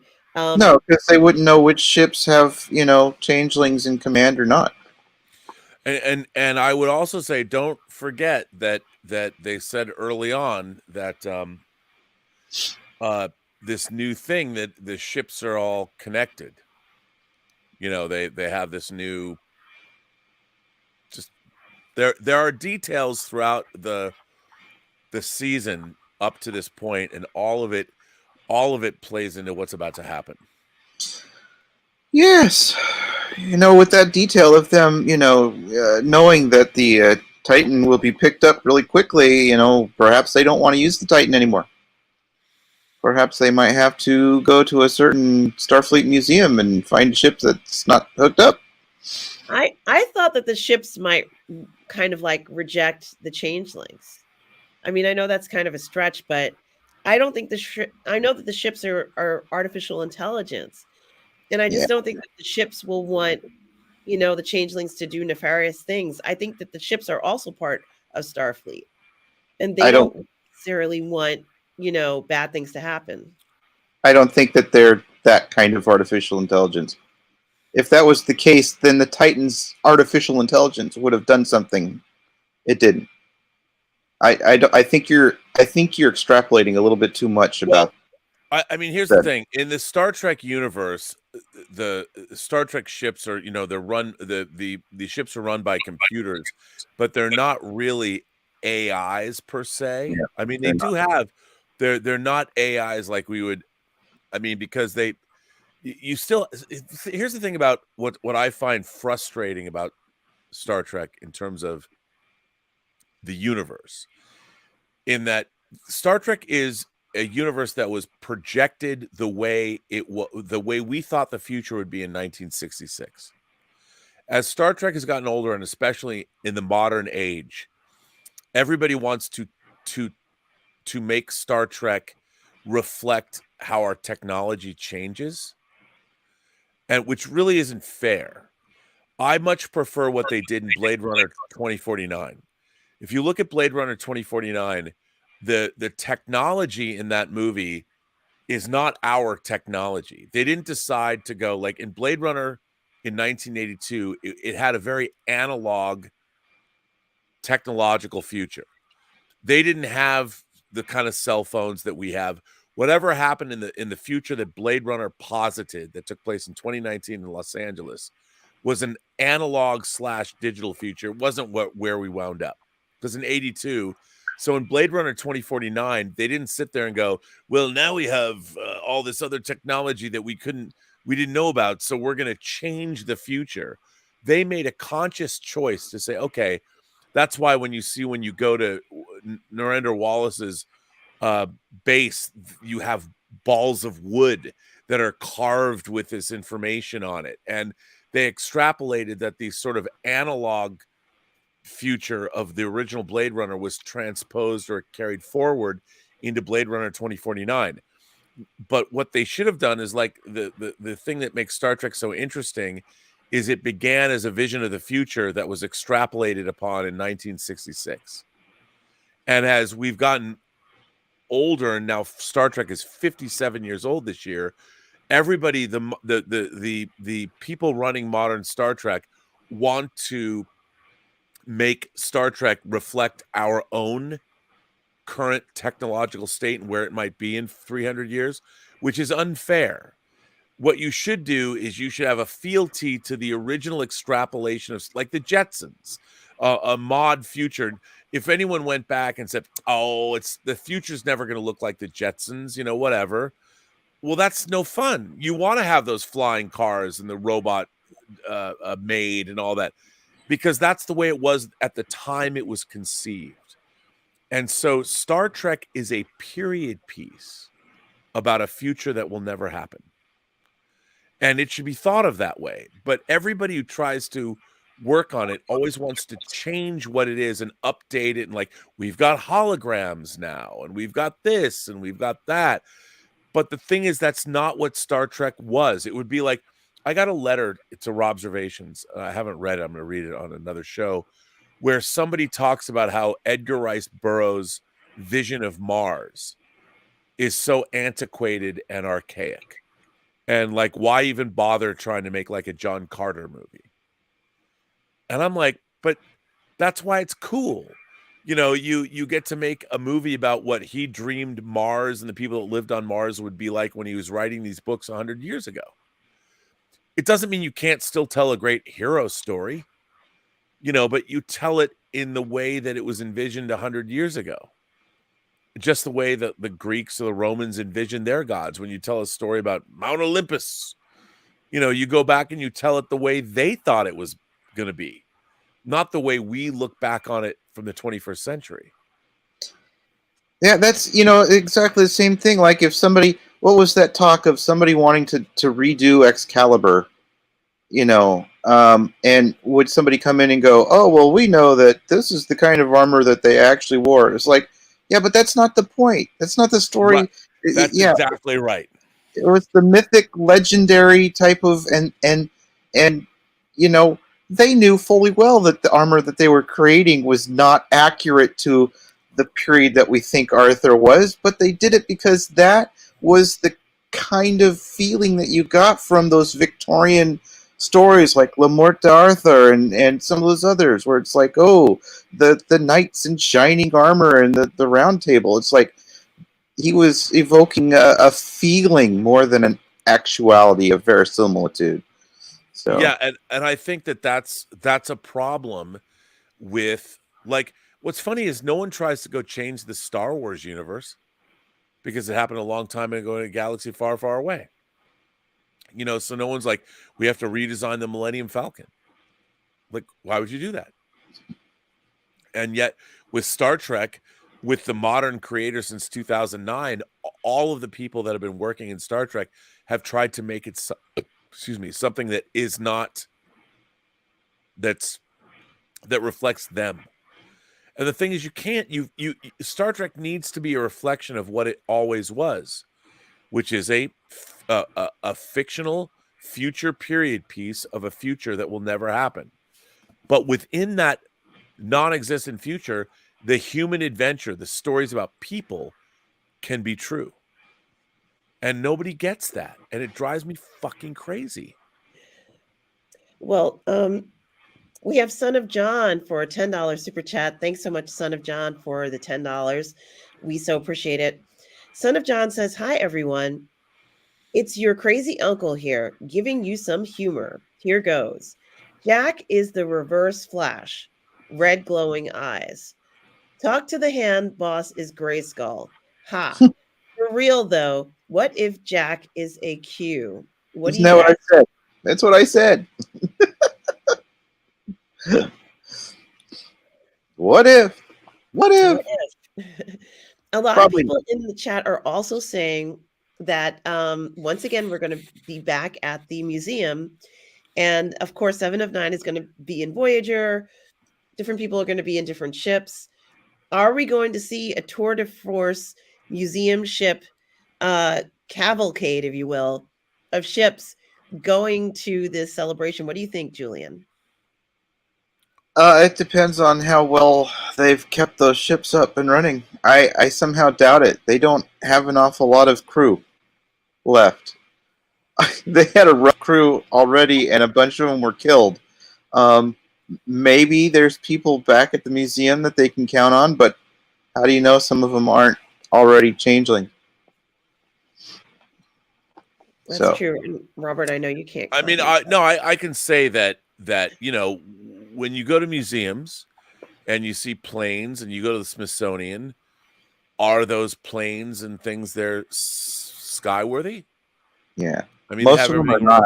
No, they are not. And a museum. I know a lot of people have said that. What if those ships are not? They're in a museum. They're moored there. They've been there for a long time. It's like there's when you go to Indio here. If I were to drive up and go to Indio for an hour, there's a like a tank museum where there are World War II tanks. They're genuine tanks. They don't work. There's nothing in them, but they're there, and they don't work. So I would say that you have to look at a fleet museum as just that, a museum, like the Air and Space Museum. Are these spaceships spaceworthy? I would say no, they're not. The guy who does the videos for the USS New Jersey Battleship Museum did a video about the fact that there was a Constitution class starship by the name of New Jersey, and so he felt indebted. He said, well, "We've got to say something about this," and so he tried to put it in the realm of a fleet museum as compared to how museum ships are being kept nowadays, which, it's like, come on, we're in the 25th century now, and they have replicator technology and all sorts of other stuff. But he was talking about the fact that, the cost to keep some of these ships nowadays in the shape that they are is huge. Oh, And so, when we talk about what's going on with the Fleet Museum and how many ships are there, and how much more stuff is probably within that, structure that they're housed at, which I assume is probably also like hoteling for people who want to come out and stay for a while, because look how long it would take to go through those ships. You'd be coming back and forth because, ships, some of those ships are big, and it would take a while to go through them if you actually wanted to do the museum experience. I bet there's all sorts of attractions inside that structure, Well, one never knows, does one? Yeah. Who knows what's in there? Yeah, who knows? Who knows? But it may have something to do with Hangar 12, I think was mentioned. Well, you know what? Or if you really think about it, that is also an Aliens reference to when Sigourney Weaver is using the power loader when she's first on the Sulaco, and she's talking Bay 12, please. Yeah, and she goes, "Where do you want it? Bay 12, please." Yes. Which is that's what Apone says, and it's pretty funny. So maybe there's just that. Maybe it's just a reference to Aliens. Oh, maybe Geordi built a replica of the Sulaco. You never know. You never know. That would be amazing. Now, the last two episodes are written by Terry Matalas, right, Robert? I want to say I think he co-wrote maybe one of them. He directed both. Okay. So I will say the last two episodes, I'm not telling tales out of school, when the last two episodes feel like a 2-hour movie.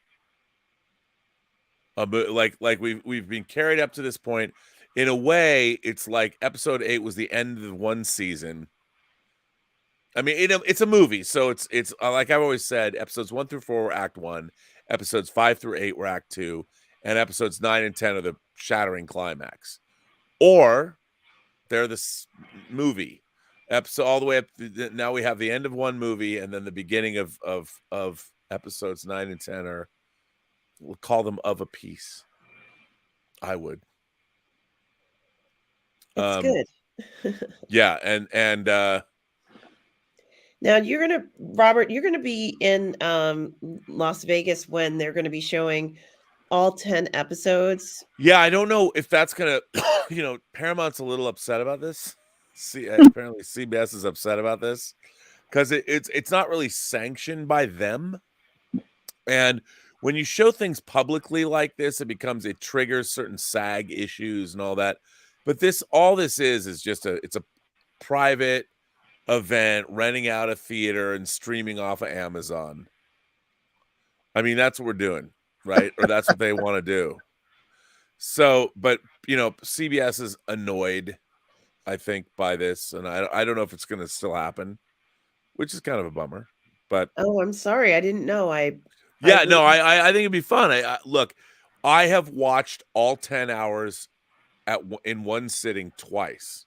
The first time I saw it, I had to watch it over the course of a couple weeks, but the last two times, and the last time I watched this all the way through was the Wednesday before New Year's Eve. It was the Friday, so it was the 30th. It was December. New Year's Eve was Saturday. The last time I watched all these episodes was on December 30th. I watched all 10 hours in one day. Yeah. Wow. Yeah. And it was fucking awesome because they were finally finished. It was good. Okay.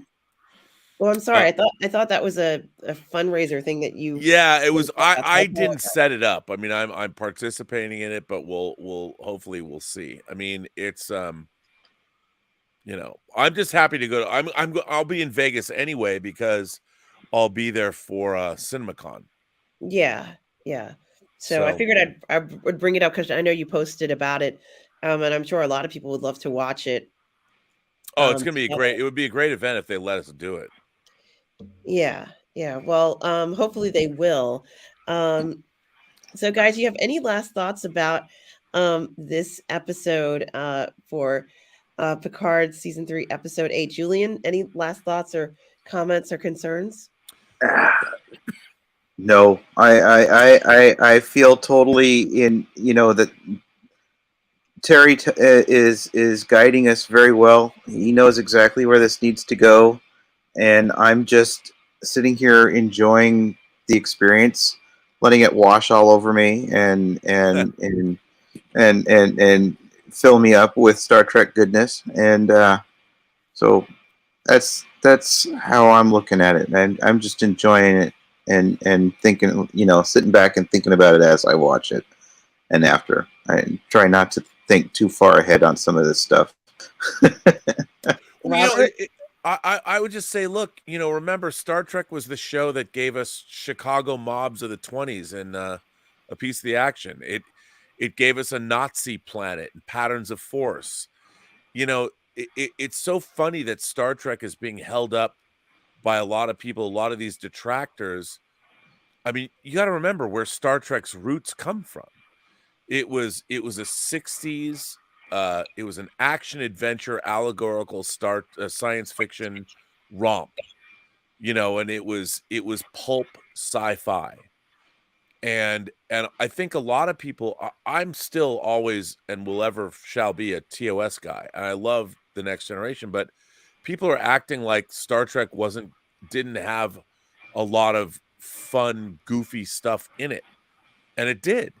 And Star Trek Picard season 3 has really leaned into the pathos and the emotion of these characters in the way Star Trek never could before. Certainly The Next Generation didn't. The Next Generation, if you watch it, 7 seasons of it, the characters are archetypes. They weren't allowed to change. They weren't allowed to grow. They had to be the same people they were at the beginning of the episode, at the end of the episode. Then you'd get the one episode like Family. They follow up Best of Both Worlds part 2 in season 4 with Family. One episode where Picard goes home. At the end of that episode, it's forgotten. He's back to normal. And I think that this show has done a fantastic job of taking these characters that used to be written as archetypes and turn them into living, breathing, real people that we love. They're still recognizable as the characters we met in 1987, but now we can really love them because now they're fully fleshed out real people. And we like them more than we ever have before. And I think a lot of people forget that. Well, I think what's also cool is that he's taking this precedent from something that Star Trek had already done in a way when they went from the original series to the motion picture. They didn't try and make them static where they were at the end of the third season. They had gone on with their life. Things had happened, and so that precedent was already set for them to be able to do something like this, which is really cool. Yeah, I totally agree with that. And thank you, Irene Jacobson, for the $5 super chat. Thank you so much. Irene Jobson, excuse me. Irene Jobson, we've been seeing you in so many streams. So good to see you. Irene says, love you, Autumn and Julian. I'm starting to get to know you, so that's cool. Well, it's wonderful getting to know you too, Irene, here on the channel. So glad you're here. I think that something that's very important is maybe we do, or maybe at least at this point, we are seeing older, more mature characters in Star Trek. And I don't know if this is maybe the oldest cast we've ever seen. Oh, yeah. I think it is pretty significant to say that, this over 50 crowd, let's say it's the majority of them are over 50. The youngest of our principal cast is LeVar Burton, who's 66. Yes. And I mean, think that Michael Dorn's 70.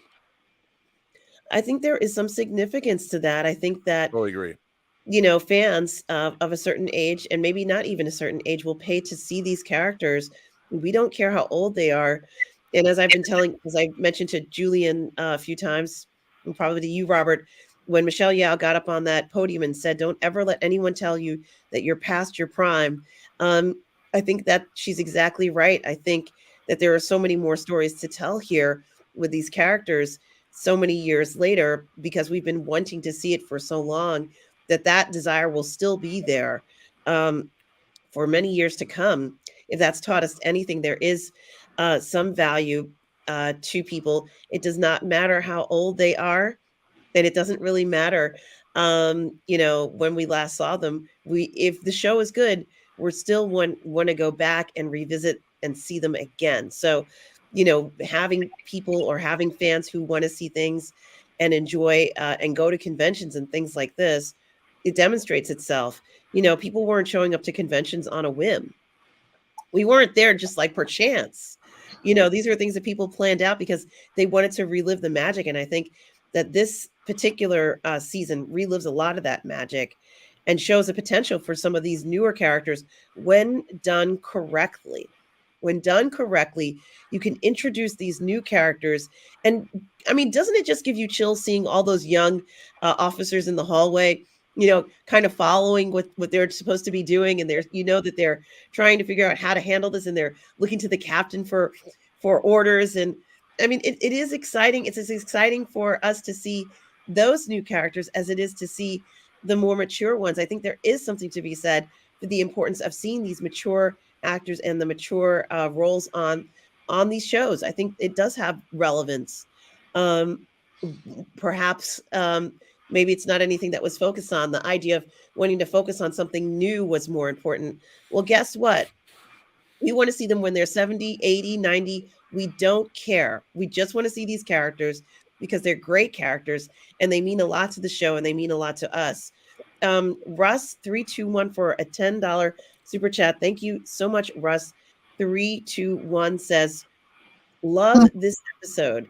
Something interesting I found. Terry told the actress who plays Tavine that she'd be in Legacy. Given what just happened, I wonder what's going on there." Any thoughts? Well, everyone needs to understand there is no Star Trek Legacy. Terry has no connection with the Star Trek universe anymore. He made the show, they finished it. He hasn't had any connection with them for almost a year. There's nothing going on there. They're gonna make they've announced they had their Star Trek Starfleet Academy series in development for over a year, and that's what they want to make next. There is no and unless people watch and you get the numbers there, and we're all watching it, but there is no, from what I understand, there's no plans at all to do anything new. But there wasn't any plans to do a Strange New World series after Discovery season 2 either. When they interview, and the fact is, when people are, if the audience watches and the numbers go up and people are talking about, certainly I hadn't seen modern Star Trek trend on Twitter the way I've seen Picard season 3 trend on Twitter. I mean, I'd love to see Terry do a new show. I mean, here's the thing. Terry loves Star Trek. And not only that, he's one of us. He's a complete dyed-in-the-wool geek. And if you go back and you watch his show that he ran, the 12 Monkeys series, it is a tightly wound drum. It is so well plotted, so well thought out. What we want is creators like Terry to control Star Trek because he cares. They think about all this stuff. I mean, as he's said a lot, the fact that James T. Kirk's body is in Days from Station is a nod to a Star Trek novel that William Shatner wrote, which is crazy. I mean, whereas Strange New Worlds is just ripping off Star Trek novels, Terry pays homage to a Star Trek novel, and then he goes and admits that what it was, whereas they won't even admit that they stole the backstory for one of the characters on Strange New Worlds from Dorothy Fontana's novel Vulcan's Glory. And it's got to be galling to Alex Kurtzman and everybody to hear all the great notices about this, because it's not like anyone tries to make bad TV. But to me, I can't. Strange New Worlds, I can't take seriously. It looks like no one talks to each other like they're in a quasi-military environment, and No. it feels like you're watching from the set design to the costume design. You're watching the Vegas show version. I feel like I'm in Caesar's Palace watching tonight in the Celine Dion Theater. It's Star Trek, like you've never seen before. It's on the stage. The sets are bigger, the costumes are brighter, the girls are prettier, and there's one Yes. man at the center The men with are his amazing sexier. haircut. My God, it's Big Daddy and his crew of sexually ambiguous Yes. women that he cooks for, and they go across the universe in their big starship. Come on You- aboard. Come on aboard. We're expecting you. Oh, yeah. I mean, and yet there's no love. Well, there's some. A little bit when his girlfriend shows up. Yeah. Pike's All sorts of love girlfriend. goes on. I mean, he's got a sharp. I mean, if it were the '60s, he's a handsome guy, even though he's in his 50s. But whatever, he's got all these hot young things on his bridge crew. They're like, and you look at even the commercials. What are we doing? Exploring. Like, it's like they hit on these things. Like, wow, that's really unique. Show me something I didn't know about Star Trek. I feel that modern Star Trek I feel like I've picked up the picture book version of actual Star Trek. Oh. And Picard has given us real people that we can believe in again. Characters that are well drawn with great motivations and all that. Absolutely. And of course, it really is just building off of what we knew from Star Trek before. So thank you, Verse, for the Verse 321 for the $10 super chat. We have another one. I sure hope I didn't pass it here. From Kai L. Wong. Hi, Kai L. Wong, for £5. Says hi from London. Hi, I'm in London too. Do you think Picard season 3 is a one-hit wonder, or the studio will learn that this direction is the way to go? Unfortunately, I don't think they will learn from this. The only way that they will take in this day and age, it's all about analytics. You can look at real-time analytics and how much people are going to watch this, how many times do they come back and watch it again, and it ultimately becomes academic. And the thing about a new Star Trek show is a new Star Trek show can be anything. It can start from scratch or whatever, because it's a different show. Why they want to try and appeal to a young audience, Prodigy, Lower Decks, now Starfleet Academy, these are not people that are watching Star Trek religiously, and yet they're trying to make this some kind of a young franchise for exciting young people. I mean, hey, we all look, Tilly's me. It's not going to work. Star Trek was always a niche franchise, but who knows? Well, we have Julian, do you have any comments on that? All I know is my daughter, when we were going to conventions and stuff, she loved Berman era Trek. She loved the original Trek. When she saw new stuff on Discovery and Picard, she wanted nothing to do with it. Mm-hmm. So she's like, that's just stupid. So, the original Trek, fandom has been generational. It's been fathers and, passing it, it's been one generation passing it down to their kids, passing it to and going down to the grandkids. I've seen this at the conventions, and somehow I have a feeling that that the people that are in charge now, even though they show up at the conventions to say, look, this is what we're showing, they're not actually looking at the people. They're making assumptions about the people they see at the conventions, and they're not the right assumptions. So good point. We also have Greggy Gilgan for a $10 Australian super chat. Thank you so much for the $10. Greggy Gilgan says, another banger episode, at least 3 big laugh out loud moments, and 3 moments I had tears.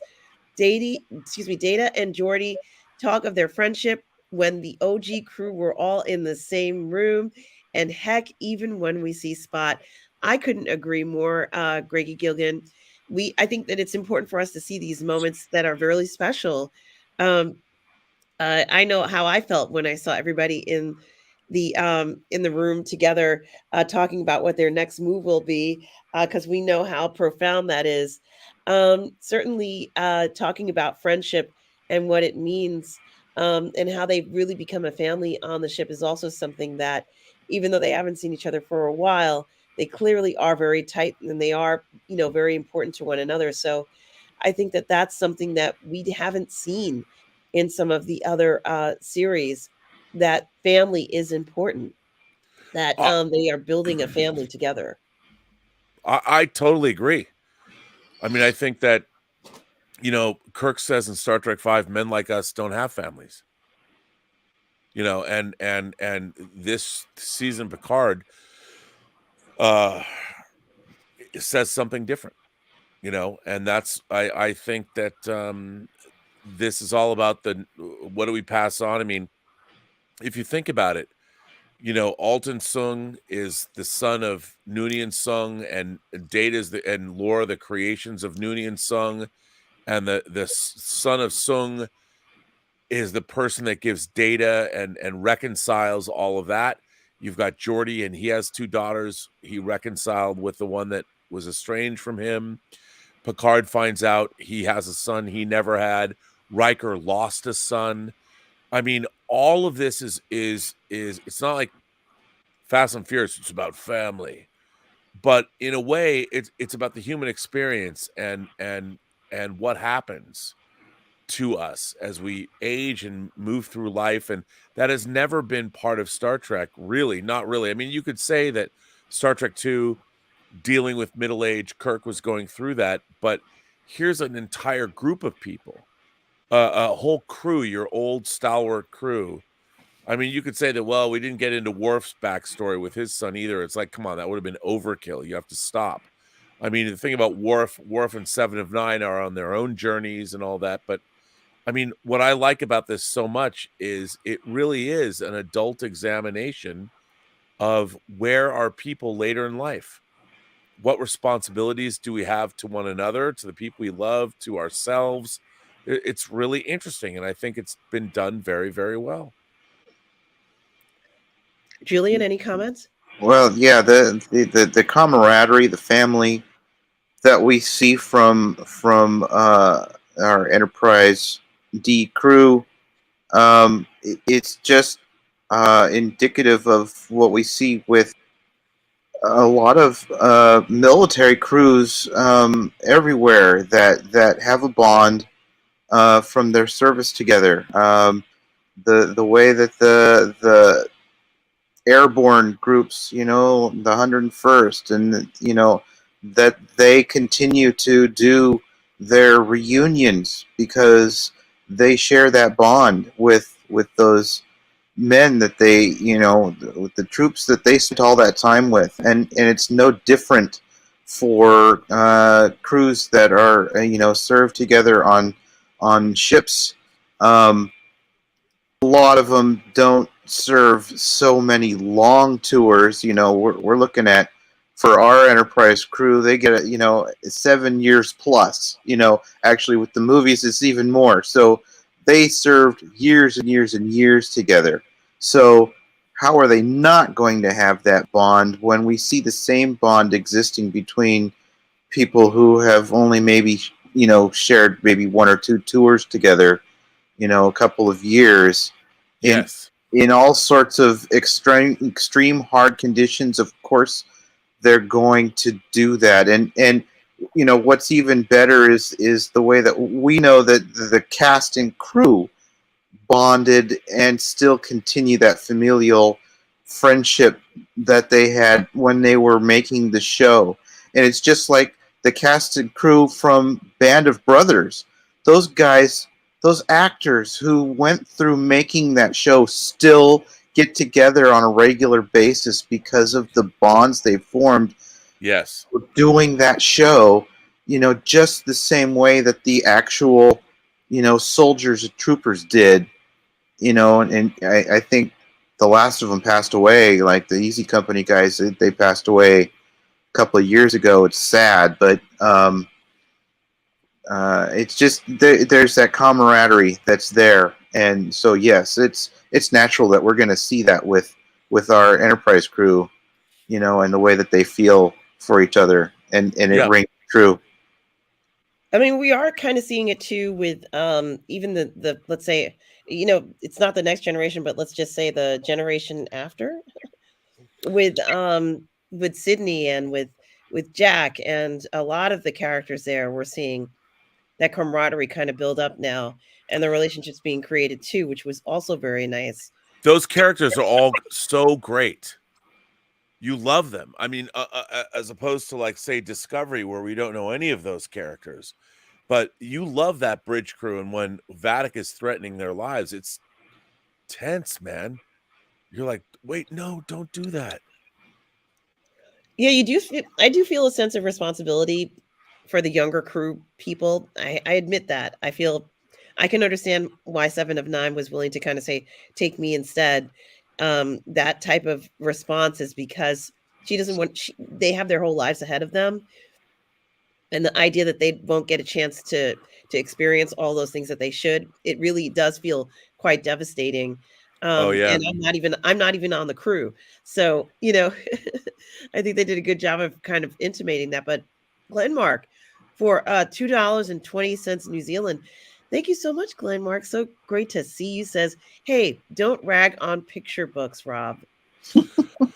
Okay, I like picture books. I didn't mean to rag on picture books. I mean, they can still be good. I hate to be a party pooper, but we're getting on close to 2:00 here. So we are, and I just want to finish. I think this is the last one from Irene Jobson for a $2 super chat. Thank you, Irene, for your generosity tonight. Don't forget, Rob, send scripts. No. Yeah, no, don't. I got one today. I mean, I'm like, oh no. I feel I keep getting. Oh man, I always feel bad about that. Perhaps one of the benefits of not being on the John Campea show every day is Ray Orrick can't make a genius. I mean, the things he made of me were genius. Send Rob your scripts. I'm like, no, I can't take your scripts. I can't do it. I mean, if Irene Jobson wants to send me herself, that's fine. But I can't take the scripts. I can't do that. Well, guys, thank you so much, everybody, for joining us tonight for this live watch party right here on the Burnettwork for PGS Tracks, our Star Trek Picard Season 3, Episode 8 live watch party. Of course, Julian, thank you for being here. Robert, of course, as always. Julian, where can we find you if we want to get in contact with you? No, you can find me on Facebook, Julian Mushkin. You can also find me right here on this wonderful stream. And I even have some sort of a presence on YouTube. Not that I'm doing anything there, but I suppose somebody could send me word through there if you looked up Julian Mushkin on YouTube. Okay, excellent. And guys, you can always contact Julian here on the Burnettwork if you need to get in contact with Julian as well. And guys, you can find me on the Burnettwork as well as on my own channel, Positive Fandom, or on Lorraine's channel, Lorraine Creole, or the 1/6 Scale Man Network. Thank you, everybody, for joining us. Robert, did you want to say something before we close? Well, I want to say that so this week we will not be having a Midnight Musings because you guys are in London. Although I might do something. I might do a Midnight Metal. Ooh. I don't know. I might do something like because I gotta do something, And there's a lot of new stuff happening on our channel here. A lot of craziness. I mean, I want to thank everyone. We've got over 7,000 new subscribers in the last week, which has been amazing. And I want to thank everybody, and all of these streams and everybody who is on this channel are getting more and more views, more and more attention. The Otaku Experience episode 10 drops today at 2 p.m. Pacific Standard or Pacific Daylight Time. it's all good. I mean, I think this channel is really going to be exploding, and I cherish all the people, like, of course, Julian, and of course, Mmmm. I mean, you guys have been fixtures of the channel now for a long time, and it's so great to see the community come in. I mean, I'm doing more observations. I cannot believe. I mean, I used to get 100 people, 200 people. I did like 700 people at one point were in there tonight, and it's been really great. And we're going to be coordinating with other shows and collaborating and doing more and more new stuff, and it's really good. I mean, I will announce that there are going to be a couple of new short. My friend Darren Scott, who produced Menace to Society, who directed with Rusty Cundiff Tales from the Hood, one of my oldest, dearest friends. I've edited a film for him. He's going to start doing these 10-minute shows called Confessions of a Black Film Fanatic, where he is going to delve deeply into Hollywood history, into cult films, film noir, giallo, horror, all the different. And he's come up with a really cool take on it. And it was funny because it comes out of his Facebook page. He was always posting, like, he's always watching like a late night film noir, and he would always publish shots. And I said, dude, you're one of my favorite people in the world. You got to do a show where you delve into this. And I asked him, he wanted to do it. And then he told me, the show I'm going to do is called Confessions of a Black Film Fanatic. And I'm like, okay. I mean, this is a man who produced Menace to Society. I mean, this is, and one of my oldest friends in the world. And his wife is a very famous artist. And I'm like, bro, if you want to do that on the channel, and it's what he told me he wants to do is really cool. So that's going to start in the next couple weeks. Also, I'm starting to do what's called RMB's 10 and 20. So the word 10 and then the number 20. And I'm starting with Star Trek, the original series, because people are always asking me, Rob, how do I start with Star Trek? So what I'm going to do is I'm going to do a show called RMB's 10 and 20. And in 20 minutes, I'm going to break down the first 10 episodes of Star Trek you need to watch from the first season. Not all of the best episodes, not a definitive list, but a primer. If you want to understand Star Trek, here are 10 episodes you need to watch, and you'll get it. There's more to watch. There's more to experience. But, so we got Confessions of a Black Film Fanatic by the great Darren Scott. By the way, he directed Deep Blue Sea too. Just saying. And then there's also R&B's 10 and 10. And 10 and, I say 10 and 10, 10 and 20. And keeps doing these great shows. We got King Tannic with another show dropping tomorrow or later today. So there's lots of cool stuff happening. Yeah, this like, is a great subscribe, time. smash that button. And the channel's exploding. I mean, I in my life, I never thought we would get 7,000 subscribers in a week, but we did. So many thanks to everyone. Awesome. Absolutely. Thank you, everybody out there in the PGS and beyond, for supporting the channel and supporting the Burnettwork. We all really appreciate everything you've done. Tom Jeter Jackson, the moderator, and of course, we are all goof people. Thank you so much, Tom Jeter Jackson, for Thanks, Tom. moderating for us. And everybody out there, guys, thank you so much for supporting tonight, watching the episode live with us. We so do appreciate it. Guys, just remember to live long and prosper, everybody.